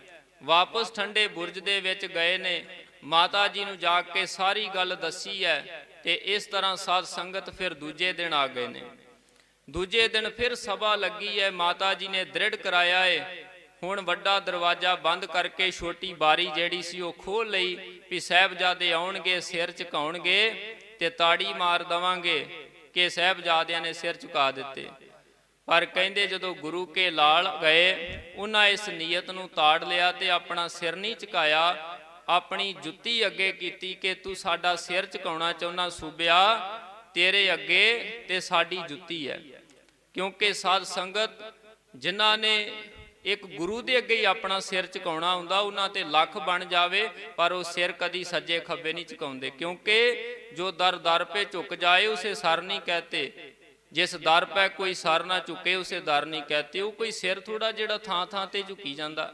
ਇਸ ਕਰਕੇ ਸਿੱਖ ਤੇ ਸਤਿਗੁਰ ਆਗੇ ਸੀਸ ਭੇਟ ਦਿਓ, ਜੇ ਸਤਿਗੁਰ ਸਾਚੇ ਪਾਵੇ। ਮਾਇਆ ਰੱਖ ਕੇ ਬੱਚਾ ਚੁੱਕਣ ਲੱਗੇ ਤੇ ਕਿੰਨੇ ਪੁੱਤ ਚੁੱਕਣਾ ਨਹੀਂ, ਇਹ ਮਾਇਆ ਭੇਟ ਕਰ ਦਿੱਤੀ ਗੁਰੂ ਨੂੰ। ਸਾਧ ਸੰਗਤ ਇਸੇ ਤਰ੍ਹਾਂ ਜਿਹੜਾ ਸਿਰ ਗੁਰੂ ਅੱਗੇ ਝੁਕ ਗਿਆ ਵੀ ਗੁਰੂ ਦਾ ਹੋ ਗਿਆ, ਇਹ ਹੁਣ ਹੋਰ ਕਿਤੇ ਨਾ ਝੁਕੇ। ਸਾਹਿਬਜ਼ਾਦਿਆਂ ਸੀਸ ਨਹੀਂ ਝੁਕਾਇਆ। ਫਿਰ ਵਿਚਾਰ ਸ਼ੁਰੂ ਹੋਈਆਂ, ਇੱਕ ਪਾਸੇ ਲਾਲਚ ਦਿੱਤੇ ਗਏ, ਫਿਰ ਤਸੀਹੇ ਦਿੱਤੇ ਗਏ। ਸਾਹਿਬਜ਼ਾਦਿਆਂ ਨੇ ਇੱਕੋ ਗੱਲ ਕਹੀ ਕਿ ਹਮਰੇ ਬੰਸ ਰੀਤ ਆਈ, ਸੀਸ ਦੇਤ ਪਰ ਧਰਮ ਨਾ ਜਾਈ। ਸਾਡੇ ਬੰਸ ਵਿੱਚ ਰੀਤ ਚੱਲੀ ਆਉਂਦੀ, ਅਸੀਂ ਸੀਸ ਤੇ ਦੇ ਸਕਦੇ ਹਾਂ ਪਰ ਆਪਣਾ ਧਰਮ ਜਿਹੜਾ ਉਹ ਨਹੀਂ ਦੇ ਸਕਦੇ। ਸਾਡੀ ਇਹ ਰੀਤ ਸਾਧ ਸੰਗਤ ਇਹ ਸਾਡੀ ਸਾਰਿਆਂ ਦੀ ਬੰਸ ਹੈ। ਗੁਰੂ ਗੋਬਿੰਦ ਸਿੰਘ ਵਾਲੀ ਬੰਸ ਇਹ ਸਾਡੀ ਬੰਸ ਹੈ, ਕੱਲੇ ਸਾਹਿਬਜ਼ਾਦੇ ਨਹੀਂ ਗੱਲ, ਅਸੀਂ ਵੀ ਕਹਿਣਾ ਹੈ ਕਿ ਹਮਰੇ ਬੰਸ ਰੀਤ ਮਾਈ, ਸੀਸ ਦੇਤ ਪਰ ਧਰਮ ਨ ਜਾਈ। ਅਸੀਂ ਸੀਸ ਦੇ ਸਕਦੇ ਹਾਂ ਪਰ ਆਪਣਾ ਧਰਮ ਨਹੀਂ ਛੱਡ ਸਕਦੇ। ਸਾਹਿਬਜ਼ਾਦਿਆਂ ਇਹ ਗੱਲ ਕਹੀ। ਇੱਕ ਪਾਸੇ ਸਾਧ ਸੰਗਤ ਸ਼ੇਰ ਮੁਹੰਮਦ ਖਾਨ ਜਿਨੇ ਹਾ ਦਾ ਨਾਰਾ ਮਾਰਿਆ ਹੈ, ਦੂਜੇ ਪਾਸੇ ਸੁੱਚਾਨੰਦ ਹੈ, ਉਹ ਕਿਹਾ ਨੀਕੇ, ਉਹਨੇ ਕਿਹਾ ਨੀਕੇ ਬਾਰਕ ਨਹਿ ਤੁਮ ਜਾਨੋ, ਨਾਗੋਂ ਕੇ ਪੂਤ ਪਛਾਨੋ, ਤੁਮਰੇ ਹਾਥ ਆਜ ਜੇ ਆਏ, ਕਰੋ ਅਬੇ ਆਪਣੇ ਮਨ ਪਾਏ। ਕਵੀ ਦੁਨਾ ਸਿੰਘ ਜੀ ਲਿਖਦੇ, ਕਹਿੰਦੇ ਬਾਲ ਬੁਲਾਏ ਲਏ ਜਬ ਹੀ ਤਬ ਆਣ, ਅਦਾਲਤ बीच ਬਿਠਾਏ, ਦੇਖਤ ਹੈ ਸਭ ਹੀ ਜਗ ਆਏ, ਮਾਨੋ ਫੂਲ ਗੁਲਾਬ ਸਹਾਏ। ਕਹਿੰਦੇ ਸਾਰਾ ਜੱਗ ਵੇਖ ਰਿਹਾ ਜਿਵੇਂ ਦੋ ਫੁੱਲ ਦੇ ਗੁਲਾਬ, ਕੋਮਲ ਕੋਮਲ ਚਿਹਰੇ, ਕੋਮਲ ਕੋਮਲ ਹੱਥ ਪੈਰ, ਸਿਰਾਂ ਤੇ ਦਸਤਾਰਾਂ ਸੋਹਣੀਆਂ ਕਲਗੀਆਂ। ਕਹਿੰਦੇ ਦੇਖਤ ਹੈ ਸਭ ਹੀ ਜਗ ਆਏ, ਮਾਨੋ ਫੂਲ ਗੁਲਾਬ ਸੁਹਾਏ, ਤਾਹੇ ਮਲੇਸ਼ ਲੱਗੇ ਦੁੱਖ ਦੇਵਨ, ਚਾਹਤ ਹੈ ਖਲਦੀਨ ਮਿਲਾਏ। ਕਹਿੰਦੇ ਮਲੇਸ਼ਾਂ ਨੇ ਦੁੱਖ ਦਿੱਤਾ, ਇਹਨਾਂ ਨੂੰ ਇਸਲਾਮ 'ਚ ਮਿਲਾ ਲਈਏ, ਇਸਲਾਮ ਕਬੂਲ ਕਰਾਈਏ, ਪਰ ਕਹਿੰਦੇ ਨਾਹੇ ਮੰਨੇ ਦੁੱਖ ਸੀਸ ਸਹੇ, ਦਿੜਤਾ ਹਰ ਆਪ ਦਈ ਤੇ ਨਾਏ। ਗੁਰੂ ਕੇ ਲਾਲ ਨਹੀਂ ਮੰਨੇ, ਉਹਨਾਂ ਸੀਸ ਸਹੇ, ਇਹ ਰੱਬ ਨੇ ਆਪ ਉਹਨਾਂ ਨੂੰ ਦ੍ਰਿੜਤਾ ਬਖਸ਼ਿਸ਼ ਕੀਤੀ। ਆਖਰ ਵਜ਼ੀਰ ਖਾਂ ਜਦੋਂ ਕੋਈ ਸਾਹਿਬਜ਼ਾਦਿਆਂ ਨੂੰ ਲਾਲਚ ਸੀਆ ਝੁਕਾ ਨਾ ਸਕਿਆ ਤੇ ਸਾਧ ਸੰਗਤ ਕਿਹਾ ਫਤਵਾ ਜਾਰੀ ਕੀਤਾ ਜਾਵੇ। ਕਾਜ਼ੀਆਂ ਨੇ ਫਤਵਾ ਜਾਰੀ ਕੀਤਾ, ਨੀਹਾਂ 'ਚ ਚਿਣ ਕੇ ਸ਼ਹੀਦ ਕਰ ਦਿੱਤਾ ਜਾਵੇ। ਸਭਾ ਬਰਖਾਸਤ ਹੋ ਗਈ ਹੈ। ਮਾਤਾ ਜੀ ਦੇ ਕੋਲ ਆ ਗਏ ਨੇ, ਸਾਰੀ ਗੱਲ ਦੱਸੀ ਹੈ। ਹੁਣ ਅਗਲਾ ਦਿਨ ਚੜ੍ਹਿਆ ਏ। ਧੰਨ ਮਾਤਾ ਗੁਜਰ ਕੌਰ ਜੀ ਨੇ ਫਿਰ ਅੰਮ੍ਰਿਤ ਵੇਲੇ ਉੱਠ ਕੇ ਨਿਤਨੇਮ ਕੀਤਾ, ਬੱਚਿਆਂ ਨੂੰ ਗੁਰਬਾਣੀ ਦੀਆਂ ਲੋਰੀਆਂ ਗੁਰੂ ਕੇ ਲਾਲਾਂ ਨੂੰ ਦਿੱਤੀਆਂ ਤੇ ਤੋਰਨ ਲੱਗਿਆਂ ਅੱਜ ਪਤਾ ਇਹਨਾਂ ਵਾਪਸ ਨਹੀਂ ਆਉਣਾ। ਤੇ ਅੱਲਾ ਜ਼ਾਰ ਖਾਂ ਜੋਗੀ ਲਿਖਦਾ, ਕਿਹਾ ਜਾਣੇ ਸੇ ਪਹਿਲੇ आओ तुमको गले से लगा तो लूं, केसों को कंकी करूं जरा मुंह तुला तो लूं, नन्हे से सरों पे सुंदर सी कलगी सजा तो लूं, मरने से पहले तुमको दुल्हा बना तो लूं। आओ मेरे लालो तुसी लाड़ी मौत नूं विआउण चले जे, मैं तुहानूं मरण तो पहला ये दुल्हा बना लवां, तुहाडे सीस ते कलगियां सजावां। माता जी ने सीस विच कंघा कीता, सिर दे उत्ते सोहनी दस्तार सजाई, सोहनी कलगी सजाई। साध संगत आपां वेखने कई वारी छोटे छोटे बच्चों के सिरां तो केस कतल होए ने साडियां ते। चलो वड्डा किते गुमराह हो गया, को माड़ी संगत बह गया, गुरु कृपा करे। ये दिलाई पंथ को सरबाजियों से सरदारी बराए कौम जे रुतबे लहू बहा के लिए। ये रुतबे सरदारी दे लहू डोल के मिले ने। पर जे किसी बच्चे दे केस कतल ने, उहदा जिम्मेवार ते मां है। जमदे बच्चे नूं ही गुरु नालों तोड़ दिता। ਇਹ ਵੀ ਪੰਥ ਦੀ ਸੇਵਾ, ਜਦੋਂ ਆਪਣੇ ਬੱਚੇ ਦੇ ਸਿਰ ਵਿੱਚ ਕੇਸਾਂ 'ਚ ਕੰਘਾ ਕਰਾਂਗੇ, ਦਸਤਾਰ ਸਜਾਵਾਂਗੇ, ਕੌਮ ਦੀ ਗੁਰੂ ਦੀ ਸੇਵਾ ਹੈ। ਬਾਣੀ ਪੜ੍ਹਦੇ ਹਾਂ। ਮਾਤਾ ਗੁਜਰ ਕੌਰ ਨੇ ਤਿਆਰ ਕਰਕੇ ਤੋਰਿਆ, ਸਭਾ ਵਿੱਚ ਗਏ ਨੇ, ਸਭਾ ਲੱਗੀ। ਇੱਕ ਵਾਰੀ ਫਿਰ ਪੁੱਛਿਆ, ਉਹੀ ਜਵਾਬ ਸਾਹਿਬਜ਼ਾਦਿਆਂ ਦਾ ਸੁਣ ਕੇ ਪ੍ਰਬੰਧ ਕੀਤਾ ਗਿਆ, ਨੀਹਾਂ 'ਚ ਚਿਣਿਆ ਜਾਵੇ। ਸ਼ਾਸਲ ਬੇਗ ਤੇ ਬਾਸ਼ਲ ਬੇਗ ਦਾ ਮੁਕੱਦਮਾ ਮਾਫ ਕੀਤਾ। ਮੈਂ ਸੰਖੇਪ ਵਿੱਚ ਬੇਨਤੀ ਕਰਾਂ, ਸਤਿਕਾਰਯੋਗ ਭਾਈ ਸਾਹਿਬ ਆ ਗਏ ਨੇ। साध संगत ਨੀਹਾਂ ਵਿੱਚ ਚਿਣਨ ਦੀ ਤਿਆਰੀ ਕੀਤੀ ਗਈ ਹੈ। ਨੀਹਾਂ ਵਿੱਚ ਚਿਣਨਾ ਸ਼ੁਰੂ ਕੀਤਾ ਤੇ ਨੀਹਾਂ 'ਚ ਖਲੋ ਕੇ ਜਿਹੜੇ ਬੋਲ ਕਹੇ, ਅੱਲਾ ਜ਼ਾਰ ਖਾਂ ਜੋਗੀ ਨੇ ਲਿਖੇ ਨੇ ਕਿ ਐ ਸੂਬਿਆ ਤੂੰ ਸੱਚ ਨੂੰ ਮਿਟਾਉਣਾ ਚਾਹੁੰਦਾ ਏ, ਪਰ ਇਹ ਸੱਚ ਕਦੀ ਮਿਟਦਾ ਨਹੀਂ, ਸੱਚ ਨੂੰ ਮਿਟਾਉਣ ਵਾਲੇ ਮਿਟ ਗਏ ਨੇ।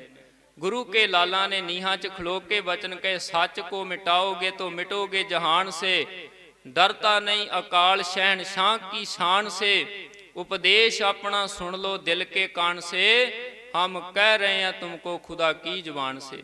कहते सच नूं मिटाउण वाले बड़े आए मिट गए, पर सच कदी नहीं मिटदा। गुरु के लाला नूं नीहां च चिणिया गया।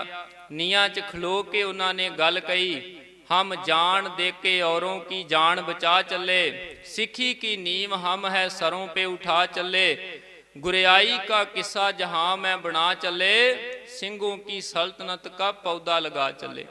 ਕਹਿੰਦੇ ਸਿੰਘਾਂ ਦੀ ਬਾਦਸ਼ਾਹਤ ਦਾ ਪੌਦਾ, ਸਿੰਘਾਂ ਦੇ ਸਾਮਰਾਜ ਦਾ ਪੌਦਾ, ਸਿੰਘਾਂ ਦੇ ਰਾਜ ਦਾ ਪਰਜਾ ਪੌਦਾ ਸੀ ਲਗਾਇਆ। ਤੇ ਬਿਲਕੁਲ ਸਾਧ ਸੰਗਤ ਸਿੰਘਾਂ ਨੂੰ ਰਾਜ ਭਾਗ ਇਹ ਸਤਿਗੁਰੂ ਨੇ ਬਖਸ਼ਿਆ ਏ। ਇਹ ਸਿੰਘਾਂ ਨੇ ਰਾਜ ਬਾਬਾ ਬੰਦਾ ਸਿੰਘ ਬਹਾਦਰ ਦੇ ਰੂਪ ਚ ਕੀਤਾ, ਮਹਾਰਾਜਾ ਰਣਜੀਤ ਸਿੰਘ ਦੇ ਰੂਪ ਚ ਖਾਲਸੇ ਦਾ ਰਾਜ ਹੋਇਆ ਤੇ ਖਾਲਸਾ ਰਾਜ ਕਰਦਾ ਆਇਆ ਤੇ ਫਿਰ ਖਾਲਸਾ ਰਾਜ ਕਰੇਗਾ। ਚੜ੍ਹਦੀ ਕਲਾ ਦੀ ਸੋਚ ਰੱਖਣੀ ਹੈ, ਐਵੇਂ ਢਹਿੰਦੀ ਕਲਾ ਚ ਨਹੀਂ ਜਾਣਾ। ਅੱਜ ਜਿਹੜੇ ਕਹਿੰਦੇ ਸੀ ਇਹ ਕੌਮ ਖਤਮ ਹੋ ਗਈ, ਨਸ਼ਿਆਂ ਚ ਗ੍ਰਸਤ ਹੋ ਗਈ, ਉਹਨਾਂ ਨੇ ਦਿੱਲੀ ਨੂੰ ਨੱਪ ਕੇ ਦੱਸ ਦਿੱਤਾ ਕਿ ਬੱਚੇ ਕੀ ਬਜ਼ੁਰਗ ਕੀ ਨੌਜਵਾਨ ਸਾਧ ਸੰਗਤ ਸਿਰ ਝੁਕਦਾ ਉਹਨਾਂ ਦੇ ਅੱਗੇ। ਉਹੀ ਸਾਹਿਬਜ਼ਾਦੇ ਉੱਥੇ ਸ਼ਕਤੀ ਦੇ ਰਹੇ, ਸਪਿਰਿਟ ਦੇ ਰਹੇ। ਮੈਂ ਇੰਟਰਵਿਊ ਸੁਣ ਰਿਹਾ ਸੀ, ਨੌਜਵਾਨ ਕਹਿ ਰਹੇ ਪੁੱਤਰ ਨੇ ਹਾਰ ਰੱਖਿਆ ਘਰ 'ਚ, ਕਿਹਾ ਪਿਤਾ ਜੇ ਜਿਉਂਦਾ ਆ ਗਿਆ ਗਲ 'ਚ ਪਾ ਦੇਵਾਂਗੇ, ਜੇ ਉੱਥੇ ਸ਼ਹੀਦ ਹੋ ਗਿਆ ਤੇ ਫੋਟੋ ਤੇ ਪਾ ਦੇਵਾਂਗੇ, ਪਰਵਾਹ ਨਾ ਕਰੀ। ਇੰਨਾ ਜਜ਼ਬਾ ਸਾਧ ਸੰਗਤ। ਬਜ਼ੁਰਗਾਂ ਨੇ ਕਿਹਾ, ਸਾਡੀਆਂ ਘਰ ਵਾਲੀਆਂ ਨੇ ਕਿਹਾ ਵੀ ਜੇ ਤੁਸੀਂ ਸ਼ਹੀਦ ਹੋ ਜਾਓ, ਜਿਵੇਂ ਬਾਬਾ ਦੀਪ ਸਿੰਘ ਨੇ ਜਦੋਂ ਉਦੋਂ ਕਿਹਾ ਸੀ ਨਾ ਤੋਰਦੀਆਂ ਰਹੀਆਂ ਮਾਤਾਵਾਂ, ਉਹਨੇ ਕਿਹਾ ਸਿਰ ਦੇ ਸਾਈਂ ਜੇ ਤੂੰ ਪੰਜਾਬ ਦੇ ਹੱਕਾਂ ਵਾਸਤੇ ਸੱਚ ਵਾਸਤੇ ਸ਼ਹੀਦੀ ਵੀ ਪਾ ਗਿਆ ਦਿੱਲੀ ਤੇ ਮੈਂ ਤਾਂ ਵੀ ਤੇਰੇ ਤੋਂ ਬਗੈਰ ਗੁਜ਼ਾਰਾ ਕਰ ਲਵਾਂ। ਕਹਿੰਦਾ ਮੇਰੀ ਘਰ ਵਾਲੀ ਨੇ ਕਿਹਾ। ਇੰਨਾ ਜਜ਼ਬਾ ਸਿਰ ਝੁਕਦਾ ਸਾਧ ਸੰਗਤ। ਵੱਧ ਤੋਂ ਵੱਧ ਜਿੰਨਾ ਹੋ ਸਕੇ ਤੁਸੀਂ ਸਾਰੇ ਕਰ ਵੀ ਰਹੇ, ਆਪਾਂ ਰਲ ਮਿਲ ਕੇ ਜਿੰਨਾ ਉਸ ਸੰਘਰਸ਼ 'ਚ ਯੋਗਦਾਨ ਪੈਂਦਾ ਹੈ ਪਾਉਣਾ ਹੈ। ਉਹਨਾਂ ਦੀ ਚੜ੍ਹਦੀ ਕਲਾ ਦੀ ਰੋਜ਼ ਅਰਦਾਸ ਵੀ ਕਰਨੀ ਹੈ, ਨਿਤਨੇਮ ਕਰਕੇ ਉਹਨਾਂ ਨੂੰ ਮਹਾਰਾਜ ਚੜ੍ਹਦੀ ਕਲਾ ਬਖਸ਼ੇ ਵੀ ਅਰਦਾਸ, ਕਿਉਂਕਿ ਅਰਦਾਸ 'ਚ ਬੜਾ ਬਲ ਹੈ। गुरु के लाला ने कहा सी बादशाहत ए ਸਿੰਘੋं की सल्तनत का पौधा लगा चले, बादशाहत का पौधा ला दिता है। फिर इस तो बाद होया कहते ठोडी तक ईटे चिणदी गई, मुंह तक आ गई, बीणी को ढांपते आंखों पे छा गई, हर चांद सी जबी को ग्रहण सा लगा गई, लखते जिगर गुरु के वो दोनों छपा गई। कंध चिणी गई, गुरु दे दोवें लखते जिगर उस कंध दे विच लुक गए। आखिर कंध भार ना सहार सकी, ਢਹਿ ਪਈ ਗੁਰੂ ਕੇ ਲਾਲ, ਡਿੱਗ ਪਏ ਬੇਹੋਸ਼ ਹੋ ਗਏ। ਹੋਸ਼ ਵਿੱਚ ਆਏ ਨੇ, ਫਿਰ ਉਹਨਾਂ ਦੀਆਂ ਤਲੀਆਂ ਝੱਸ ਕੇ ਹੋਸ਼ 'ਚ ਲਿਆਂਦਾ। ਫਿਰ ਇੱਕ ਵਾਰੀ ਪੁੱਛਿਆ ਵੀ ਅਜੇ ਵੀ ਸਲਾਮ ਕਬੂਲ ਕਰ ਲਓ, ਮੰਨ ਜਾਓ। ਸਾਹਿਬਜ਼ਾਦਿਆਂ ਨਾਂ 'ਚ ਸਿਰ ਹਿਲਾਇਆ ਤੇ ਆਖਰ ਸਾਸ਼ਲ ਬੇਗ ਤੇ ਬਾਸ਼ਲ ਜੇ ਬੇਗ ਨੇ ਗੁਰੂ ਕੇ ਲਾਲਾਂ ਨੂੰ ਜਿਬਾ ਕਰ ਦਿੱਤਾ। ਉਸ ਵੇਲੇ ਸਾਹ ਰਗ ਜਿਹੜੀ ਹੈ ਉਹ ਕਟਾਰਾਂ ਦੇ ਨਾਲ ਦੋਵਾਂ ਦੀਆਂ ਕੱਢ ਦਿੱਤੀਆਂ ਨੇ।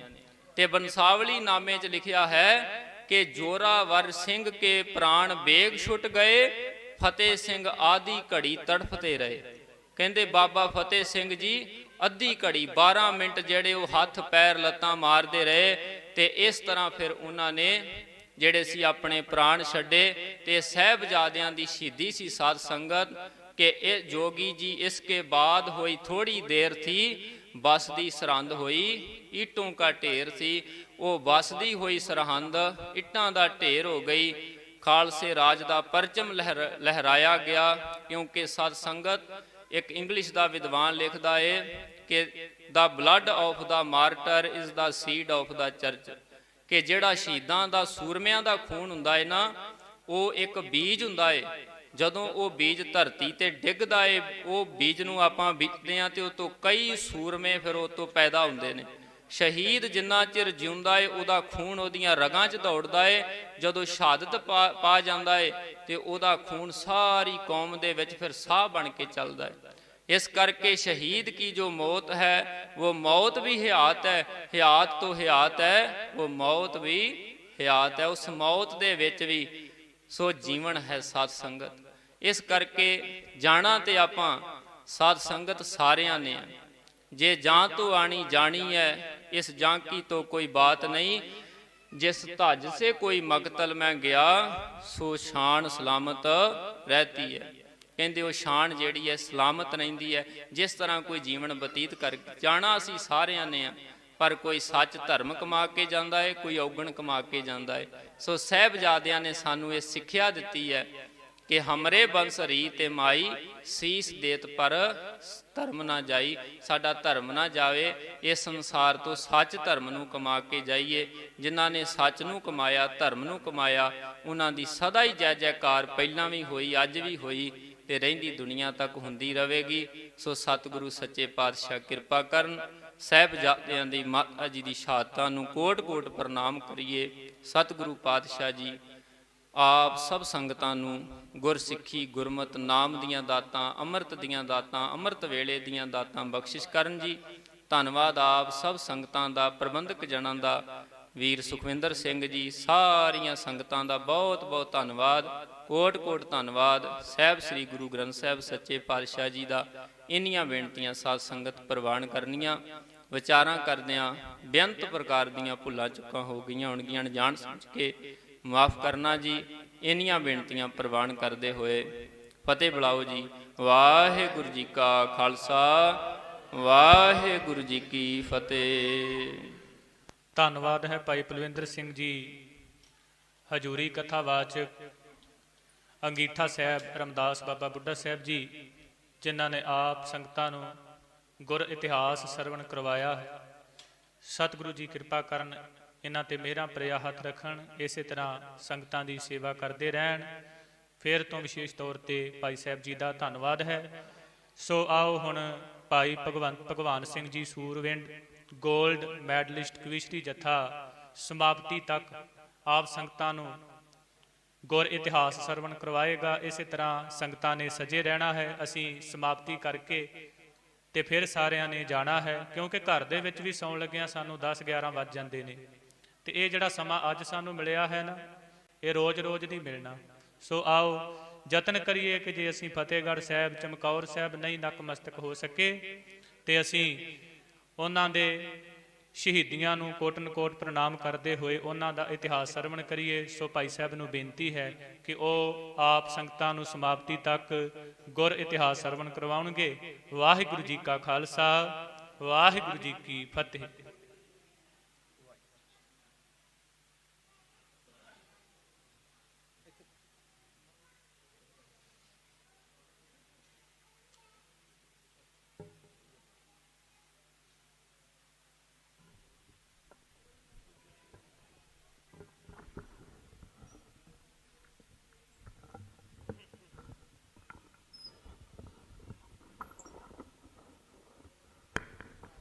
ਵਾਹਿਗੁਰੂ ਜੀ, ਵਾਹਿਗੁਰੂ ਜੀ।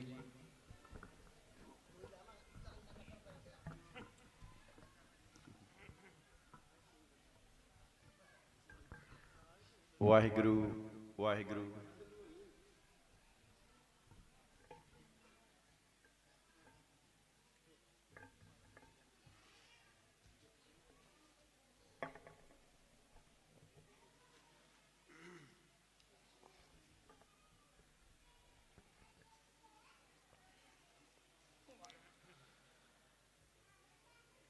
ਗੁਰੂ ਨਾਨਕ ਦੇ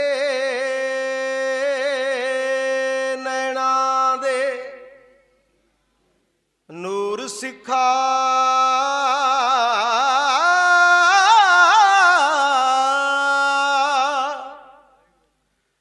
ਤੇ ਸਦਾ ਲਈਏ ਦੁਨੀਆ ਆਬਾਦ ਤੇਰੀ